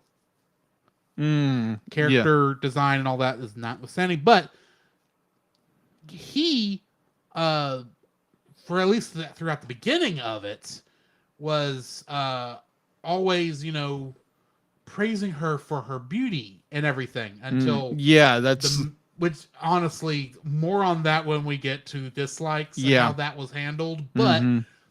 she was given so much of this, what's the word I'm looking for? praise. Praise over how beautiful she was, and that she allowed herself to be coerced to go to the Beetle Ball, Mm-hmm. only for her to get kind of thrown to the side Mm-hmm. at later. And then when she thinks her prince is dead, Mm-hmm. because bear in mind, this has been at least 3 days by this point. Yeah. Since that night, because it had to have been, considering He's a fairy sickle. we went from autumn to winter. Still, actually has to be a whole season, not just 3 days. 'Cause otherwise, Yeah. it's a very fast seasonal transition. Oh yeah, it is. But it kind of is. But then she's tempted with, well, if you can't have the prince, Mm-hmm. why don't you get the next best thing and marry the mole? Yeah, he's got Who's wealth. got money. Mm-hmm. Because the M is for money. Mhm. Oh, L-E. Oh my gosh. And she actually is kind of thinking, okay, it might be. This, from a practical point of view, this might be the best thing I can do now. Oh yeah. Because she has no idea how far she is from home. Mhm. We have no idea how far she is from home at this point. She can't make it back now because it's winter. Mm-hmm. So by the time she makes it back home, she's going to be a popsicle Or a thumbsicle. thought to be dead Mm-hmm. because of how long she's been missing. She feels she's got to hang out with Mrs. Fieldmouse either way. Uh-huh. This, she could at least be comfortable, especially since the love of her life she believes to be dead. Yeah. But at the last minute, she realizes she can't because she's in love with the prince. Right. And so Giacomo finally does his job and gets her to the Vale of the Fairies. Or does he? Gets her to a weed patch. Yeah, gets her to a I'm just weed gonna say patch. that. Gets her to a weed patch and says, "Oh, you got to sing to make it make them show up." Mm-hmm. And she does this, and she's not really into it at first. It's like, I've done all. There's no way he's alive. I heard he was frozen. There's no way he's still alive. I don't know why you think me going to the fairies is going to make anything different. What are they going to do? Put me on trial for the murder of the prince? Because I don't know. But because even though her faith is small that the prince is still alive, she still does do it, and the prince shows up. That is true. And then they get married. She married the prince. And conceivably, they all lived happily ever after, Yeah. except for our 3 villains. Yeah. Although they still kind of got their happy endings as well. In a way, yes. Just not the happy endings they thought they were getting in this movie. Right. And what I'm getting at here Yeah. Even though it does seem like I'm kind of gone off on a little tangent. I don't exactly remember where it says this in the Bible. I probably should have looked it up. But we as Christians, specifically it says the church, but the church in this instance is referring to the Christians Yes. as the bride of Christ. Mm-hmm. And the bride of Christ has, and Christ himself has gone up to heaven, and we have no idea when he returns. Yeah. Much like Thumbelina has no idea when the prince is going to get back, even if she had stayed in the cottage. Yeah. Through circumstances both in her control and out of her control, she got into very sticky situations. Yeah. In which the world was trying to coerce her to not marry the prince. Isn't that what we have to face all the time? That is so true. While it is weird for two guys to be talking about marrying the prince when we're both straight, in many ways, Jesus could be considered. Well, no, he's the king. We got it a little bit better than Thumbelina had. Right. But he is actually the king of kings. So yes. It's definitely a lot better than what Thumbelina had. But we've got something better than whatever money, beauty, or fame can ever get us. Yeah. We've got, the king of the universe coming back for us. Yeah. We don't know when it's going to happen. Yeah. But we must wait patiently and not give in to the temptations. That is so true. We're going to be in deeper doo-doo. Agreed. As she nearly got into 3 times in this film. Agreed. And that's the reason why this movie went, for me, from being a 6 to what I'm going to eventually rate it. Because it went up. Because I sitting there and all of a sudden that thought, you ever get those thoughts that are too smart to be yours? Yeah. Kind of like the Holy Spirit talking to you. Yeah. I don't know if this is the Holy Spirit talking to me, but at least it was a thought that came up from the back of it probably was the Holy Spirit, but a thought that reminded me in the back of my head while I was watching it goes, yeah, this is what you're actually doing. And I went, I don't think that Don Bluth was going for this, because why would he? This is a very worldly, secular film, and I have no idea what his faith is, but it's amazing what you can pull when, all truth is God's truth. True. Get right down to it. So, yeah, that's what I got from it, and that's my second like. Okay. Mine would be along the same general lines, because at first I didn't have a third. Like, but when you said that, it made me think of the idea that Thumbelina does have her own agenda. Be like, she has her own agency about things. She wants to get home. She wants to get back to her prince. And the general the general idea of these stories, that they fall in love the first night they meet, the first glance they see each other, they're in love with each other. The idea, the general fairy tale idea. So Thumbelina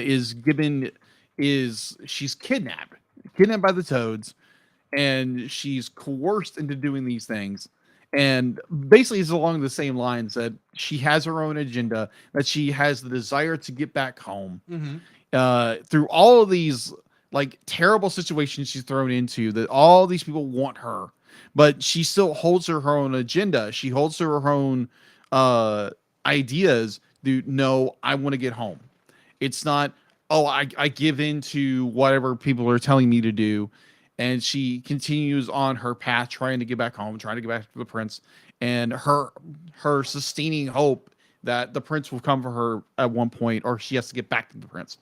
And I found that very interesting, like you said earlier, the fact that she is tempted by the world. She is tempted by the temptation to be famous, tempted to have security with Mr. Mole, or again, fame with the crickets.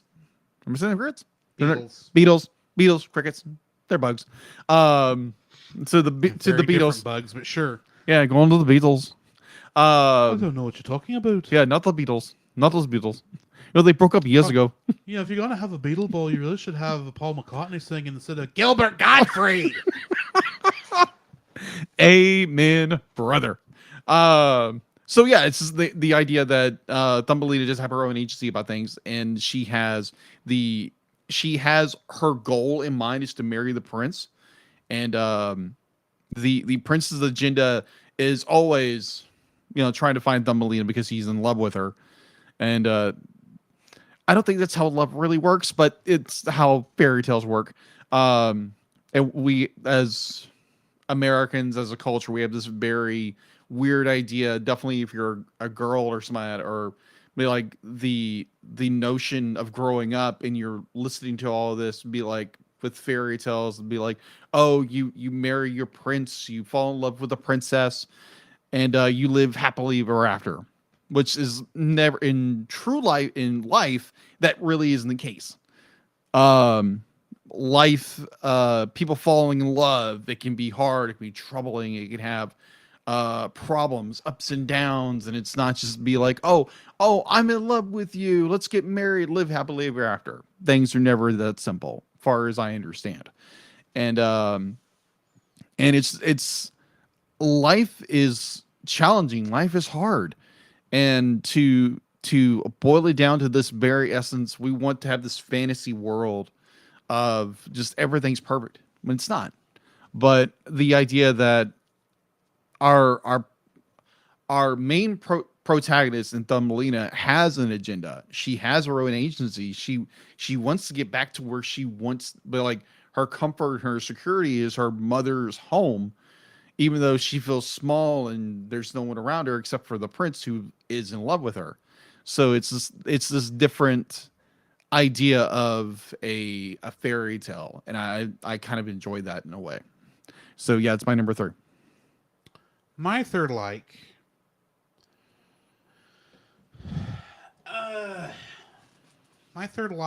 is, and I can't remember it now.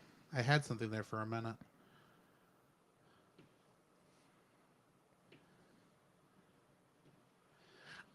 For the most part, the character designs in this are good for the most part. The animation, of course, is good. I talked about that. Mm-hmm. The story is good.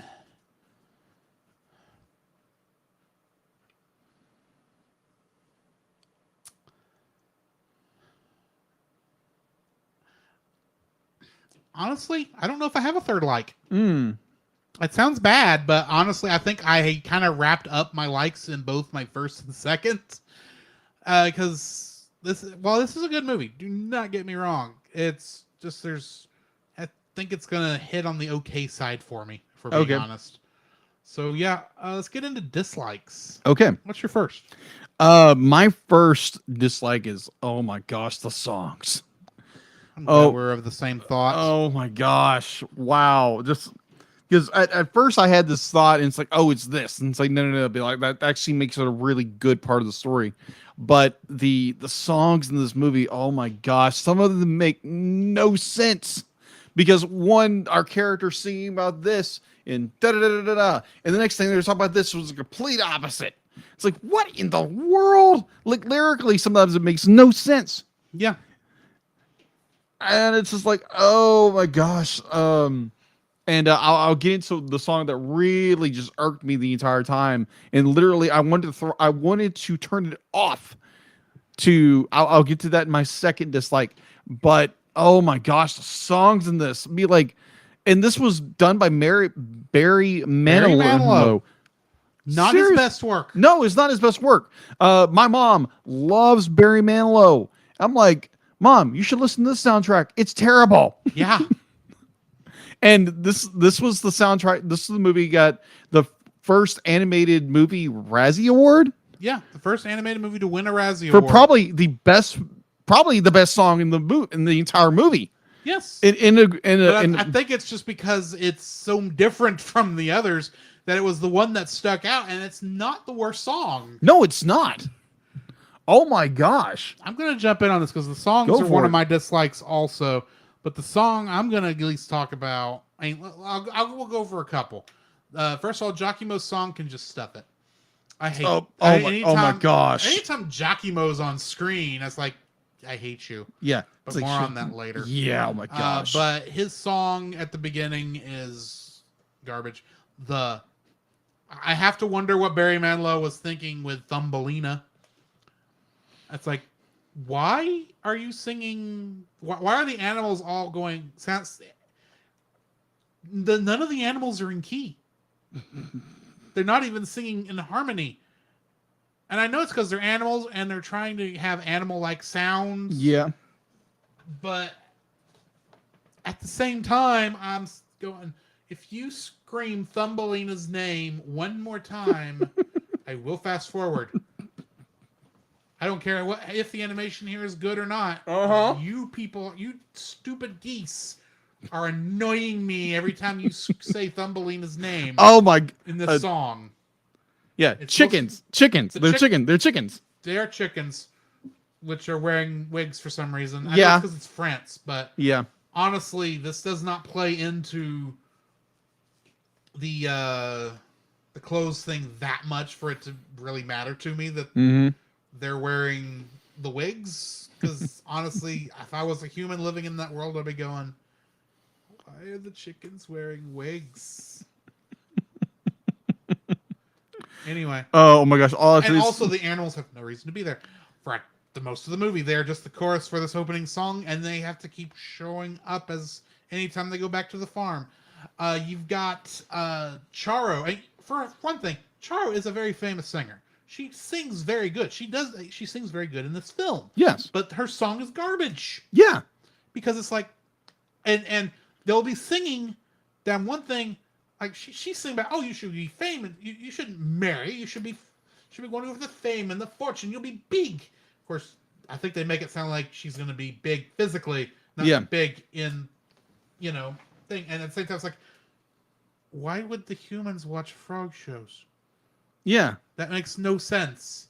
But And why would frogs be falling in love with tiny humans? yeah. Also makes no sense. But fairy tale, whatever. And I heard frog legs are very good in France. Yeah, this is why they're Spanish frogs. All the French ones are dead.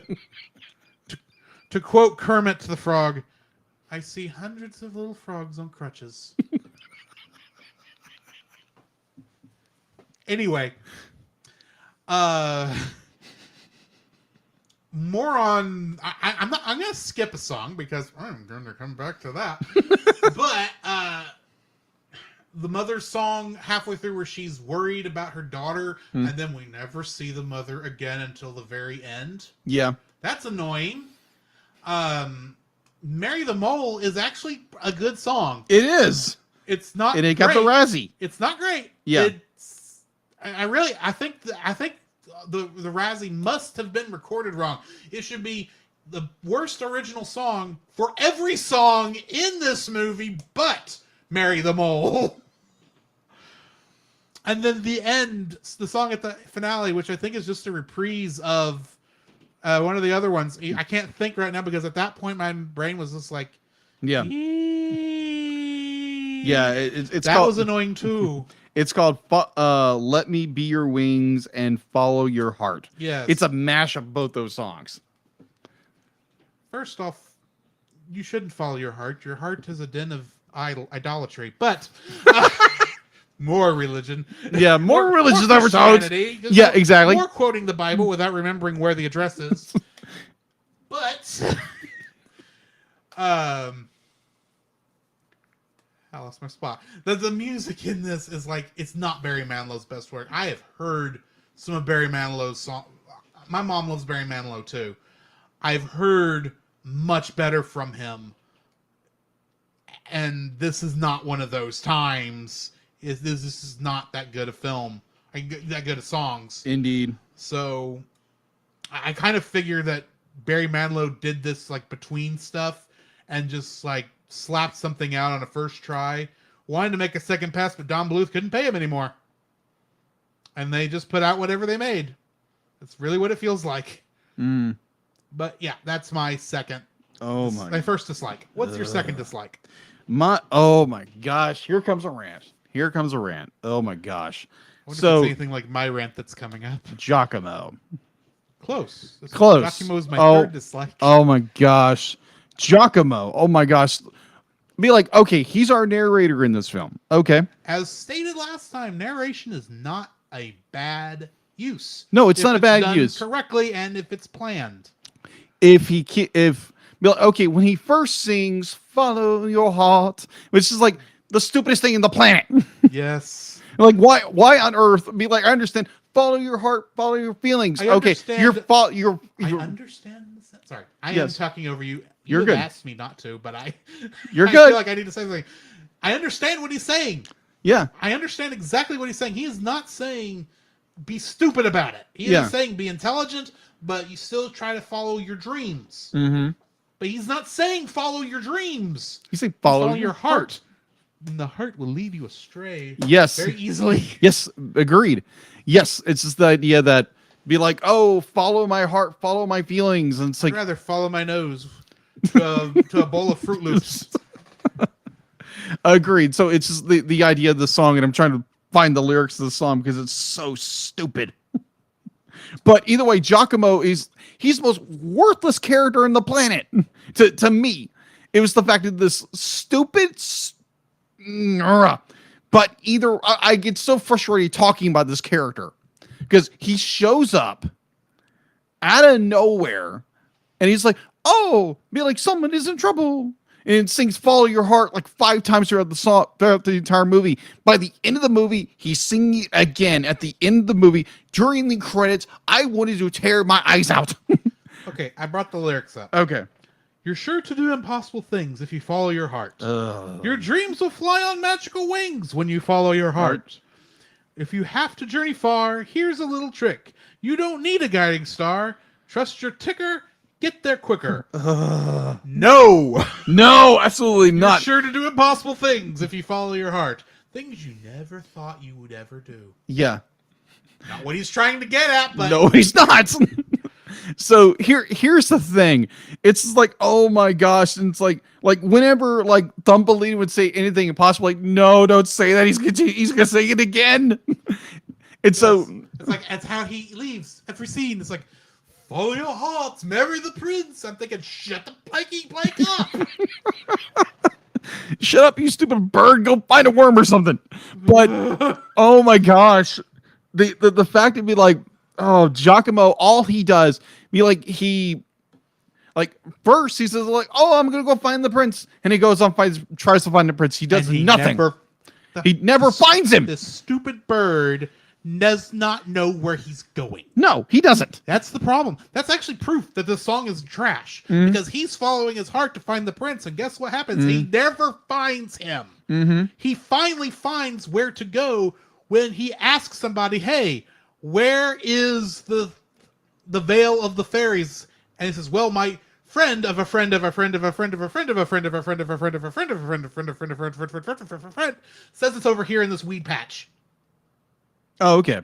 So here's a He lyric at that least used his head, and that's where it made sense. okay. They found it. So the entire premise of the song is to follow your heart. Okay. So here's the point that got me just drove me nuts. Here's the line: north or south, east or west, where to point your shoes. Which direction is best? If you're choosing is confusing, maybe it's your map. It's your using. You don't need a chart to guide you. Close your eyes and look inside. No. No. The fact to be like, okay, you are leading by your heart. You are leading by your heart, and somehow you get messed up, and somehow, oh, it really wasn't me. I was singing the wrong song. I was listening to the other side of my heart. Let me listen to this other side of the heart. It's stupid beyond belief. Why does this remind me of Kingdom Hearts? It's a memory from the other side of your heart. What the crap does that mean? Sorry, but we didn't even get to that part for you to have to figure out what the crap they're talking about. no. But it's just the idea of be like, if you get confused a long way, you've been listening to the wrong thing. What? You But know, either or. you know what happens when you close your eyes and follow your heart to that beautiful smelling bakery that you can smell off in the next town over, right? You don't notice yourself falling off the cliff that's between you and town. That's what happens. And also, there was an illustration I used years ago when I worked in youth. There was the fact to be like this bird who is like flying along, not paying attention to anything. Oh, I'm following my heart. And everyone's telling me like, no, get away, get away. There's this big jumbo jet coming. It's like, no, I'm following my heart, following my heart. And I was And then suddenly Sully has to land the plane in the middle of the Hudson. basically because he gets screamed. There was the direction you weren't expecting. No, it was close to become bird food in the Captain propellers. Captain Sully had to land the plane because a bird hit the engine. Yeah. And that bird was following his heart Hearts. right to his death. Thanks, Giacomo. Oh. You doomed us all. But oh my gosh, Giacomo is probably the most useless character in this entire film because when we watched Tom and Jerry, I stated how much I hated that bird that was at the beginning of that film. Oh yeah. I thought there was never another bird character I would ever hate more. Giacomo, you proved me wrong. You are the most hated bird character of me. You are the weakest bird. You are the weakest link. Goodbye. But it's like he gets a thorn in his wing, and he finally finds Thumbelina again when she's freezing her tail end off. While he's thought dead. Yeah, he's thought dead. He's thought dead. Be like he froze to death. Don't get my hopes up. Yeah. Oh, he's frozen good. Oh, good job. No, he thaws out for some reason. Thanks, Queen Elsa. Yeah, Appreciate this one. Yeah. But oh my gosh. Be like he flies off, he leaves Thumbelina by herself on this old shoe. Be like, "Oh, I got to find the prince." What? Be like, "You're leaving the main character by herself." No. She's freezing her tail end off. She didn't leave her in the shoe. He left her in Mr. Mole's because he left from because she found him in Mr. Mole's storeroom or something because he had found it and declared the dead bird corpse is his. Yeah. Why? I don't know. But the bird was still alive and he escaped. And instead of putting her on his back and flying her away, That is true. From the wedding she's trying not to do, but feels like she must do because she has no way of knowing, he disappears because he won't slow down for 5 seconds to let Thumbelina talk.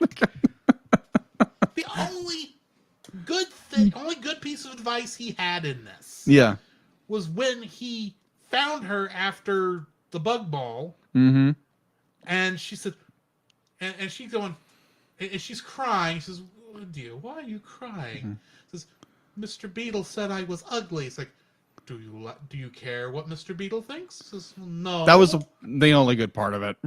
Says, and what did the prince think? He says I'm beautiful. Well, then why don't you only care about what the prince thinks? And it's like,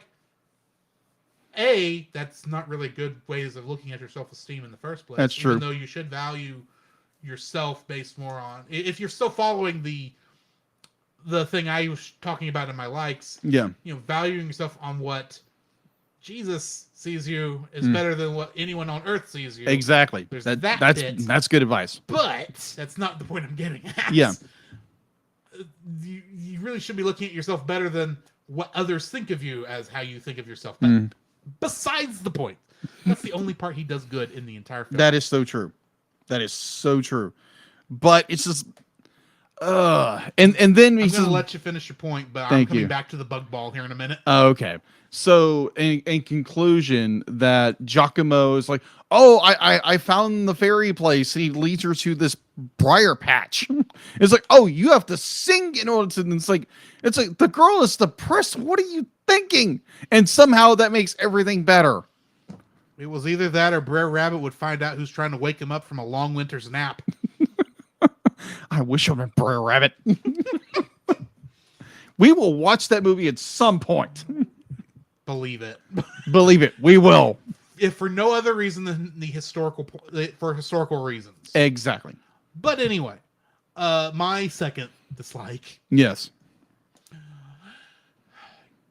Gilbert Gottfried should only have ever played Iago in an animated thing. Gosh. for one thing, his character is like worthless throughout most of this film, especially when he's introduced. Yes. And the fact that you post you the guy is supposed to be what did I say earlier? I want to say Rico Suave, Casanova. This guy is supposed to be the Casanova of Beatles. Mm-hmm. And you give him a voice like this? That makes no sense, especially when at least somebody who has to sound like Gilbert Gottfried has to sing here in a couple minutes and still sound like him, so you know it's the same character. You're Beautiful, which is the name of that song, Oh my gosh. is the hot piece of garbage that should never have been allowed out of Barry Manilow's studio. If you want to talk about the movie, the song that should have won the award for this movie, it's that one. And the thing is, it's another one of those where they go off in one direction for the first verse, and then they make a 180 for the second verse. And it makes no sense in this one because they dressed her up Yeah. for this one. Because when he found her, she wasn't wearing that big dress and having the fake wings and the fake feelers. Yeah. She was just wearing the same dress she wears throughout the rest of the movie. Yeah. And they dressed her up in this for the Beetle Ball. And then they get surprised when they, spin her around so fast that her attire I'm just going to falls say off. her carapace disappears. And they go, oh, look at her. She doesn't even have feelers. She doesn't have a shell. She doesn't even have wings. Oh, I hope she is just ugly. I hope it's not catching. It's like, why did you bring her here? You knew what she looked like. You hit on her. And I have no idea why if you're going to immediately say she's ugly. Were you looking for... it'd be one thing. I would hate... This would make the character heinous. Yeah. But she's already kind of heinous. But it would make the character heinous if at the very least we thought he did this to make himself look better in front of the other Beatles. Yeah. But that's never stated. That's No. not even implied.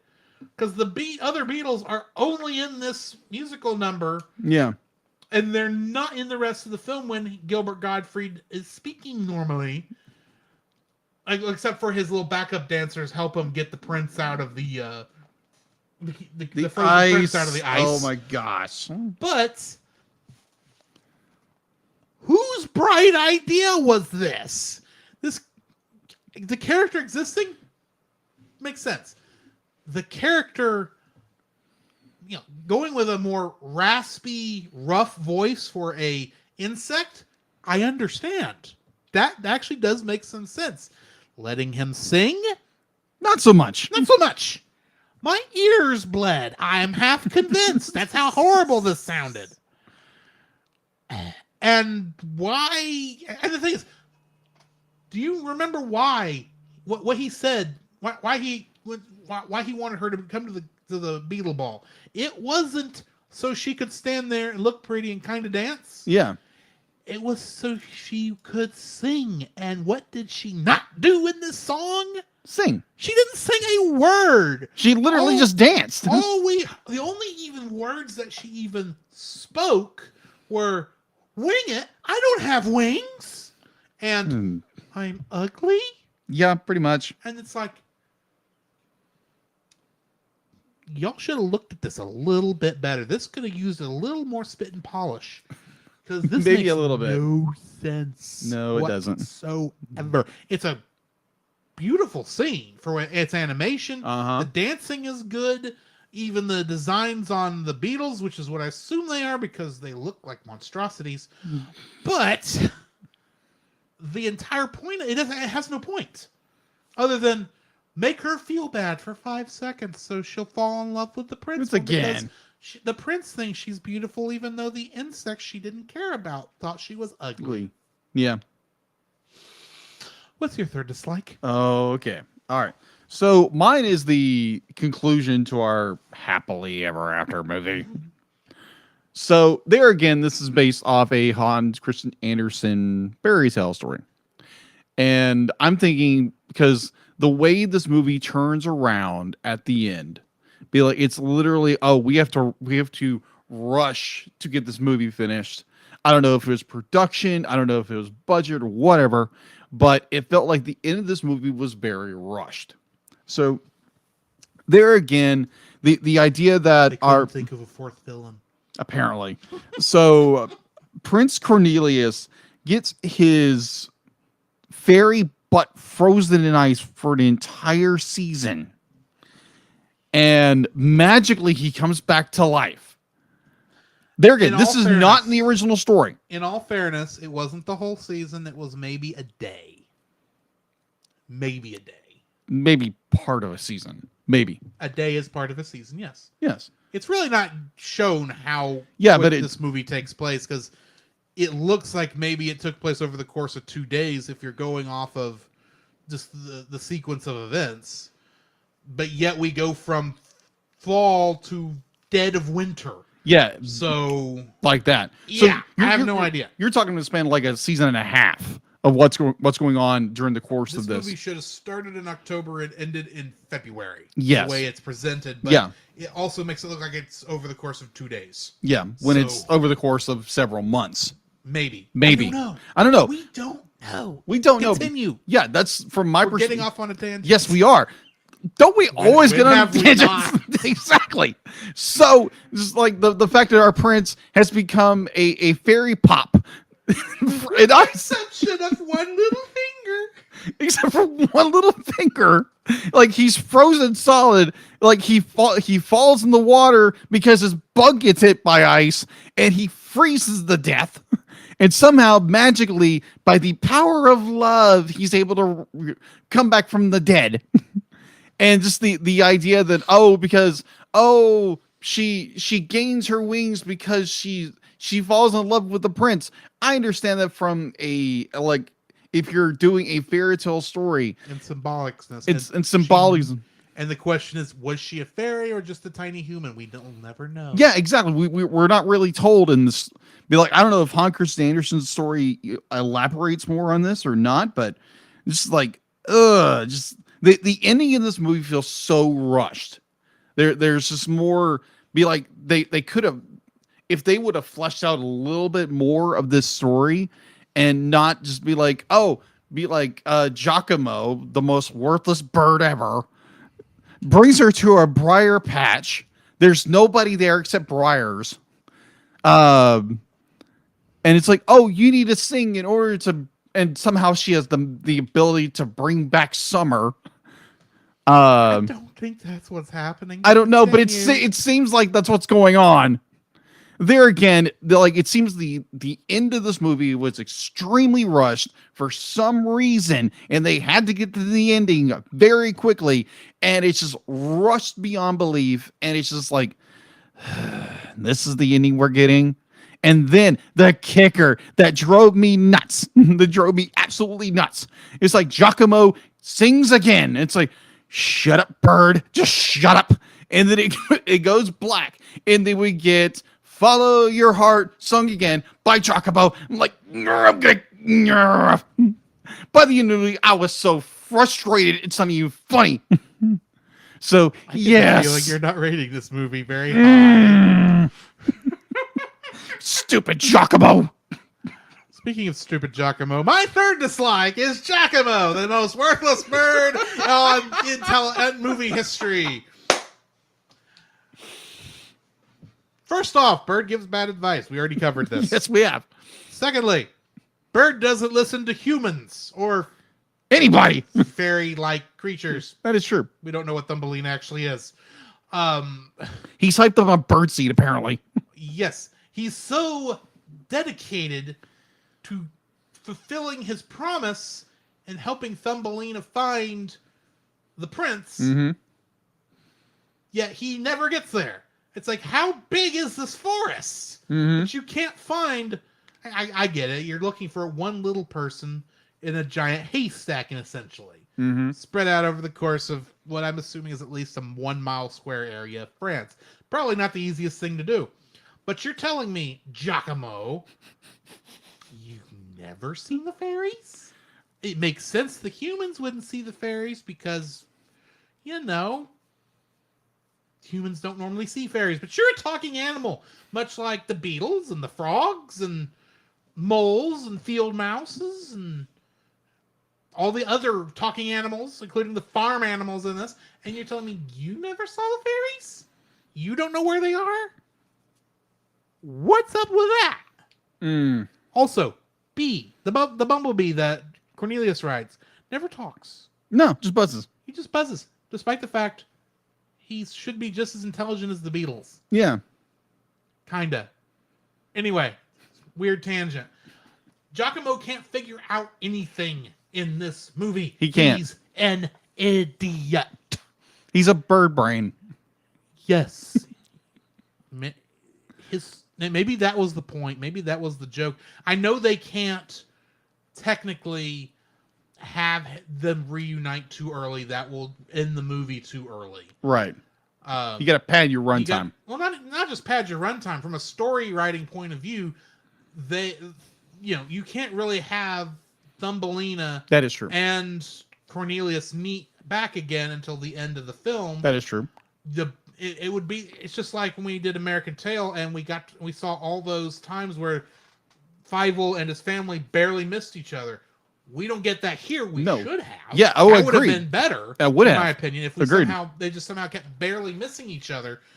But that's not what we get here. Also, the jitterbugs, I hated them too, but they were worthless. Because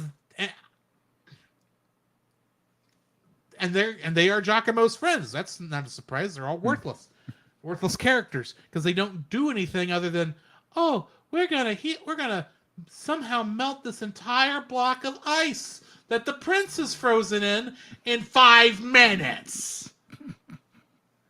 First off, that is not thin ice. That is fairly thick ice. That's a block of ice. That is not an ice cube. That is the same type of ice that they pulled out of the river at the beginning of Frozen. That is how thick this ice is that this fairy is frozen into, except for his one little finger sticking up out of the hole. Because that made a lot of sense. Yeah. I still don't get And why he twitched they did it. that. Really? Yeah, it's like, oh, look, he's still alive. How? Are you telling me the fairy prince was cryogenically frozen in the block of ice? Or he's immortal. Well, I mean, he did freeze fast enough. That was fast freezing ice. That was. Because he's just swimming along, trying to get out. He's so close, and all of a sudden, shoo, flash frozen. It's like, I don't think it works that way. It's in nature. In France, it don't work that way naturally. Right. There's more to it than that. I don't know how you froze that quick. I don't care how much. I mean, obviously, this was a fast winter. Apparently, It was a very it's like fast winter. Elsa got really mad. Yeah, that year she couldn't let it Go. Period. Anyway, Arendelle, we feel sorry for you. yes, but Giacomo is dumb. He's Amen. and even as a narrator character, which granted his narration in this is serviceable, Yeah, it's serviceable. but even then he's stupid.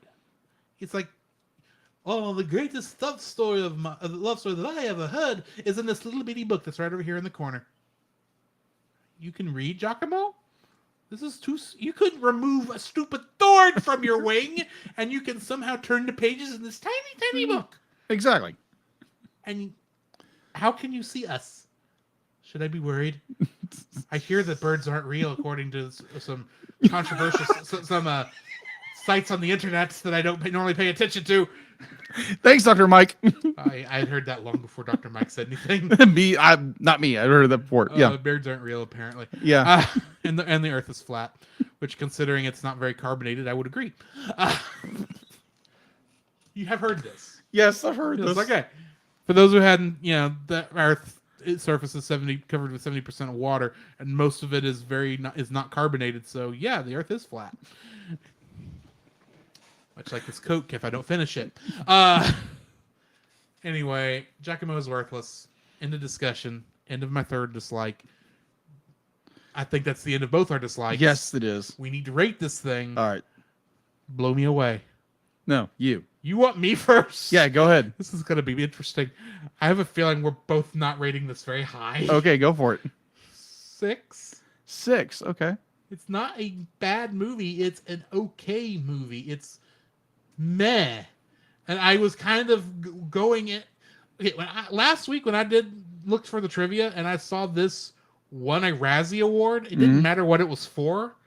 I thought, oh wow, we got a bad one on our hands. So I went into this with low expectations. And while I will say it exceeded my expectations, it wouldn't take much.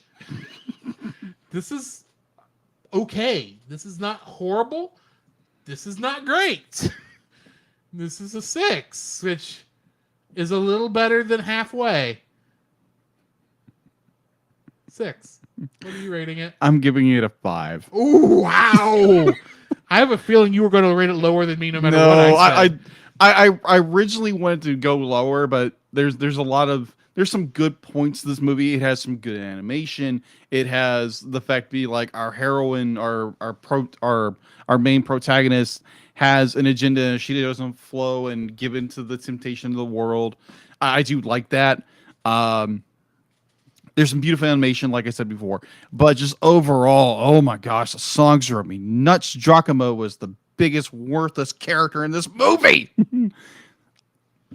Either or, I'm trying not to go into another rant over Giacomo. Yes. I Appreciate there were parts of this movie I absolutely just drove me nuts beyond belief. That's why I said I need a palate cleanser, because this movie drove me nuts on so many levels. Well, continue. But yeah, I'm giving it a 5. It has, some good parts, and the rest of it can just, I don't know, go down the river. Funny you should mention going down the river. Do you know what our next movie is? Oh, It's a movie about yes, flood. Yeah, weathering with you. Weathering with you. My trivia question for Weathering with You Yeah. is: what band wrote the music for this? It's not the same band that. It is the same band that did Your Name. Oh, that's right. I was thinking of another band. I was like, wait, that's the different. Never mind. Either or. Yeah, but it's the same band that did. That is true. That is so true. Anyway, what is the name of the? I think it's a band or music group, or maybe it's the name of the singer. I don't know. It's Japanese, but yeah, name the guy, the people who made the music for this, because we'll see if they did a better job than Barry Manilow did with this one. So yeah, that's what we're gonna do next week. You have anything to add before we finish this thing? Nope. I'm looking forward to a much better film. Indeed, because we did definitely enjoy this when we watched it for a reaction back. Yes, we did. In the January of 2020. Yes. Pre-COVID. Pre-COVID. It's been a long 2 years. It's been a long winter. 10 years? 15 years? How long has it been? I know technically it says 2 years on the calendar, but it really feels longer than that. It does. So yeah, we're going to be doing Weathering with You next week. This is a movie I think we're both going to enjoy, and definitely will be a much better palate cleanser than Fairy Wings. Indeed. Whatever the name of that movie is you watched. Oh yeah. Secret of the Wings. Secret of the Wings, yeah. Anyway, so join us next week for that. In the meantime, this has been Drew. This is Jacob. And we'll catch you in the next frame. You can follow Jacob on his Facebook at Jacob B. Heron. His Facebook page, Jacob's Daily Art Corner, where he tries to draw each and every day. His Instagram at Jacob B. Heron. His Twitter at Jacob Heron. And his Letterboxd at Jacob Heron. You can find Drew on Facebook at Drew Dodgen. His Facebook page, Drew's Photobin, to see his photography. His Letterboxd page at GGeorge759. His Twitter at GGeorge759. And Instagram at Drew Dodgen. You can like us on Facebook at the Cellcast Podcast. On Twitch at the Cellcast Gaming. On YouTube at Cellcast. On Twitter at cast_cell. The Cellcast can be found at Apple Podcasts, Google Play Podcasts, Stitcher, Spotify, or anywhere else fine podcasts are downloaded from. Please rate and review us where you found us, and also on Podchaser. Email us at thecellcastpodcast@gmail.com. The Cellcast is a proud member of both the Pop Americana and Culture Box media networks. For more information, please see the link in the description. Our theme song is Drop and Roll by Silent Partner. And remember, that's Cell with a single L.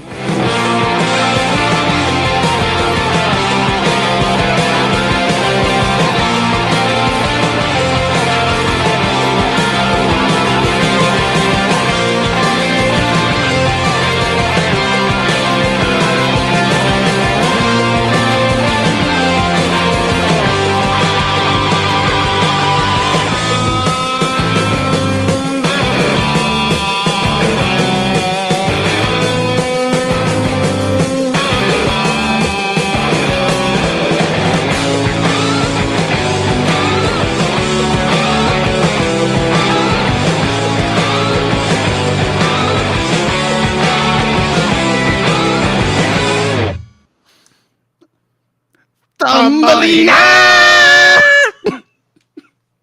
And that's the end of that. Oh my gosh.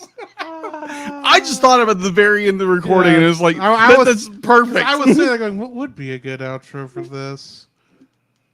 I thought of things like I was going towards Gilbert Gottfried, but it really didn't work too well. This is a very bad Gilbert Gottfried. Oh And my it comes gosh. from doing those stupid Aflac commercials, making fun of those. Gee, Jafar, I can't believe I was in that stupid movie about the Thumbelini. Why did you put me there? Why was I a beetle? He took my wings, Jafar. He's worse than you are. That stupid frog. You're you may be annoying, Jafar, but this is as far as that's going. Yes.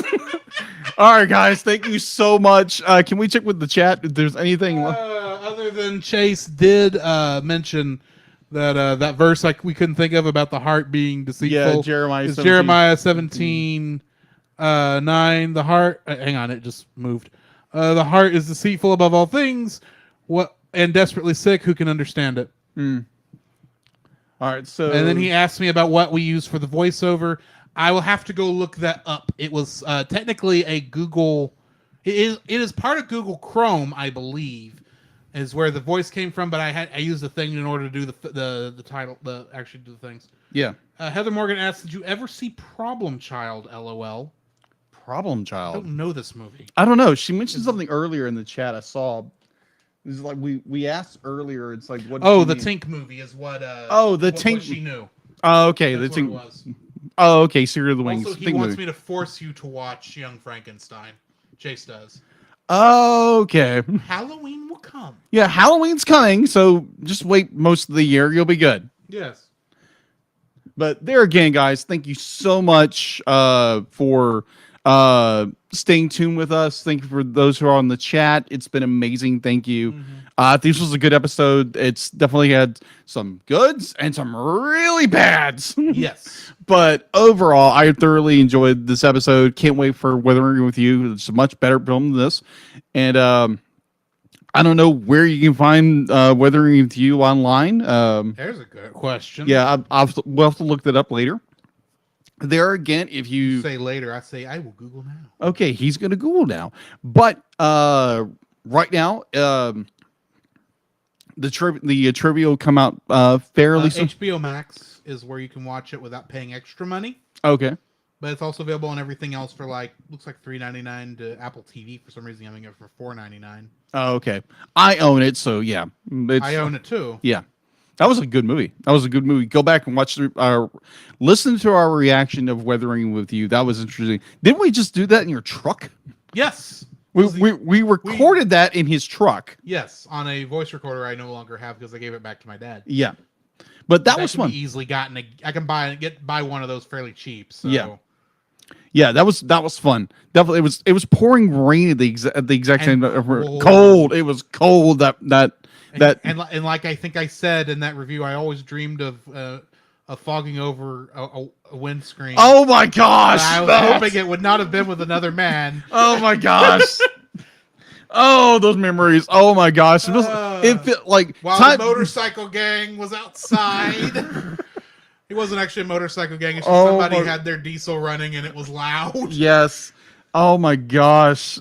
Like time flies when you're having podcast fun. When you're freezing in a truck. Yes, exactly. In the middle of a parking lot, Tyler. Because we didn't want to drive and talk at the same time. Yeah, exactly. That's dangerous. But We yeah, did it on the way down there. that is true. That is so true. We did do that. That's right.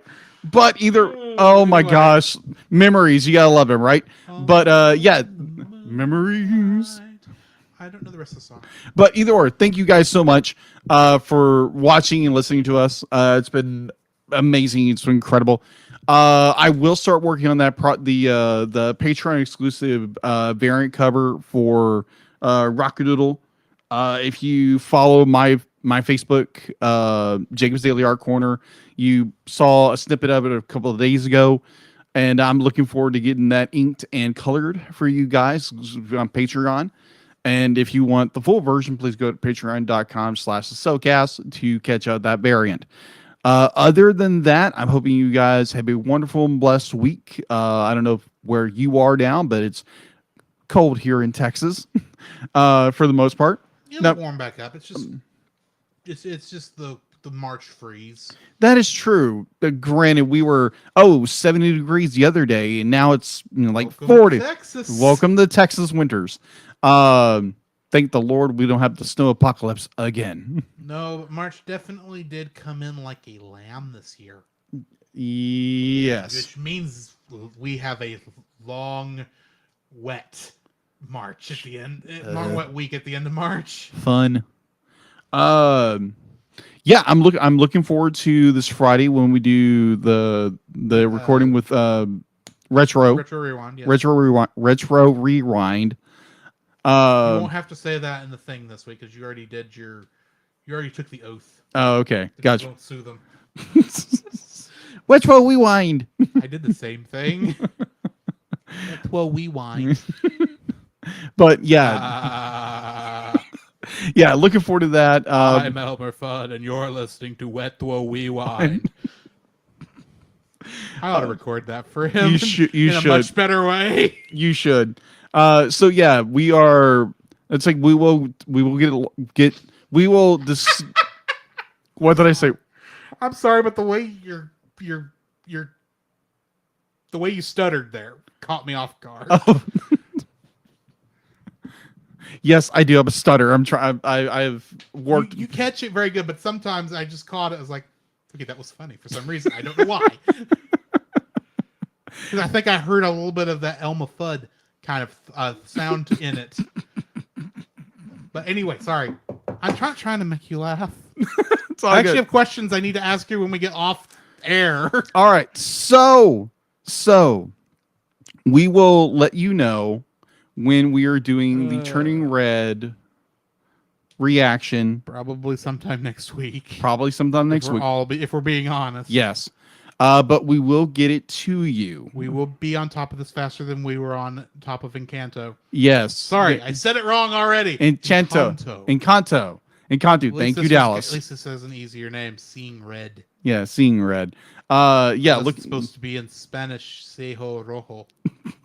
Actually, I said that. I know I said that entirely wrong. Yes. 'Cause I don't know what seeing is in Spanish. I just knew red was rojo. All right. I certainly don't know it in whichever one of the Asian things she is, because I actually don't know. I didn't look it up because I don't think she's Japanese, but I also don't think she's Chinese. Yeah, either or. Definitely don't know it in Panda. Of course, I don't know Panda E's. Anyway, sorry. You're killing me, man. Some days you got it, some days you don't. Amen to that. Oh my gosh. All right, so yes, we will get started on that. Like there's things that I'm doing that I'm super excited about. I can't talk about it publicly because it's not public yet. Yes. He knows. He knows. I am sworn to secrecy. Yes, I indeed. have bit my tongue 3 times this episode. Yes. Thank you very much for that. I will let you know whenever this. It's a good thing. Don't get me wrong. Officially, even though I know I'm not supposed to know. Yeah, officially, it's yeah. I can't talk about it because otherwise someone might kill me. So I'm not going to talk about it publicly. You will hint, by God. Yes, I will hint. Oh my gosh, I will hint. My cousin actually figured it out. Considering Friday, that post you put on Facebook, That is true. it's like that's very obvious. But anyway, Either or. But yeah. So yeah, we'll do the reaction. We're doing the Thief and the Cobbler with Retro Rewind. And it's going to be an interesting episode. it's gonna be. I have the DVD. I just gave him my copy of the DVD. Yeah. Fair warning, that is a full screen copy. That is not widescreen. Oh, it's full screen. It's the only way I was able to get it. Oh wow. And it's a very poor transfer. Oh wow. You can't read the credits. That's how bad the transfer is. You can't read the You credits. can't read the credits. Oh snap. I mean, for the most part, it's fine, but it's like, this was a very cheap DVD. Yes.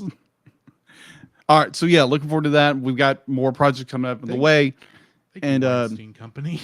Huh?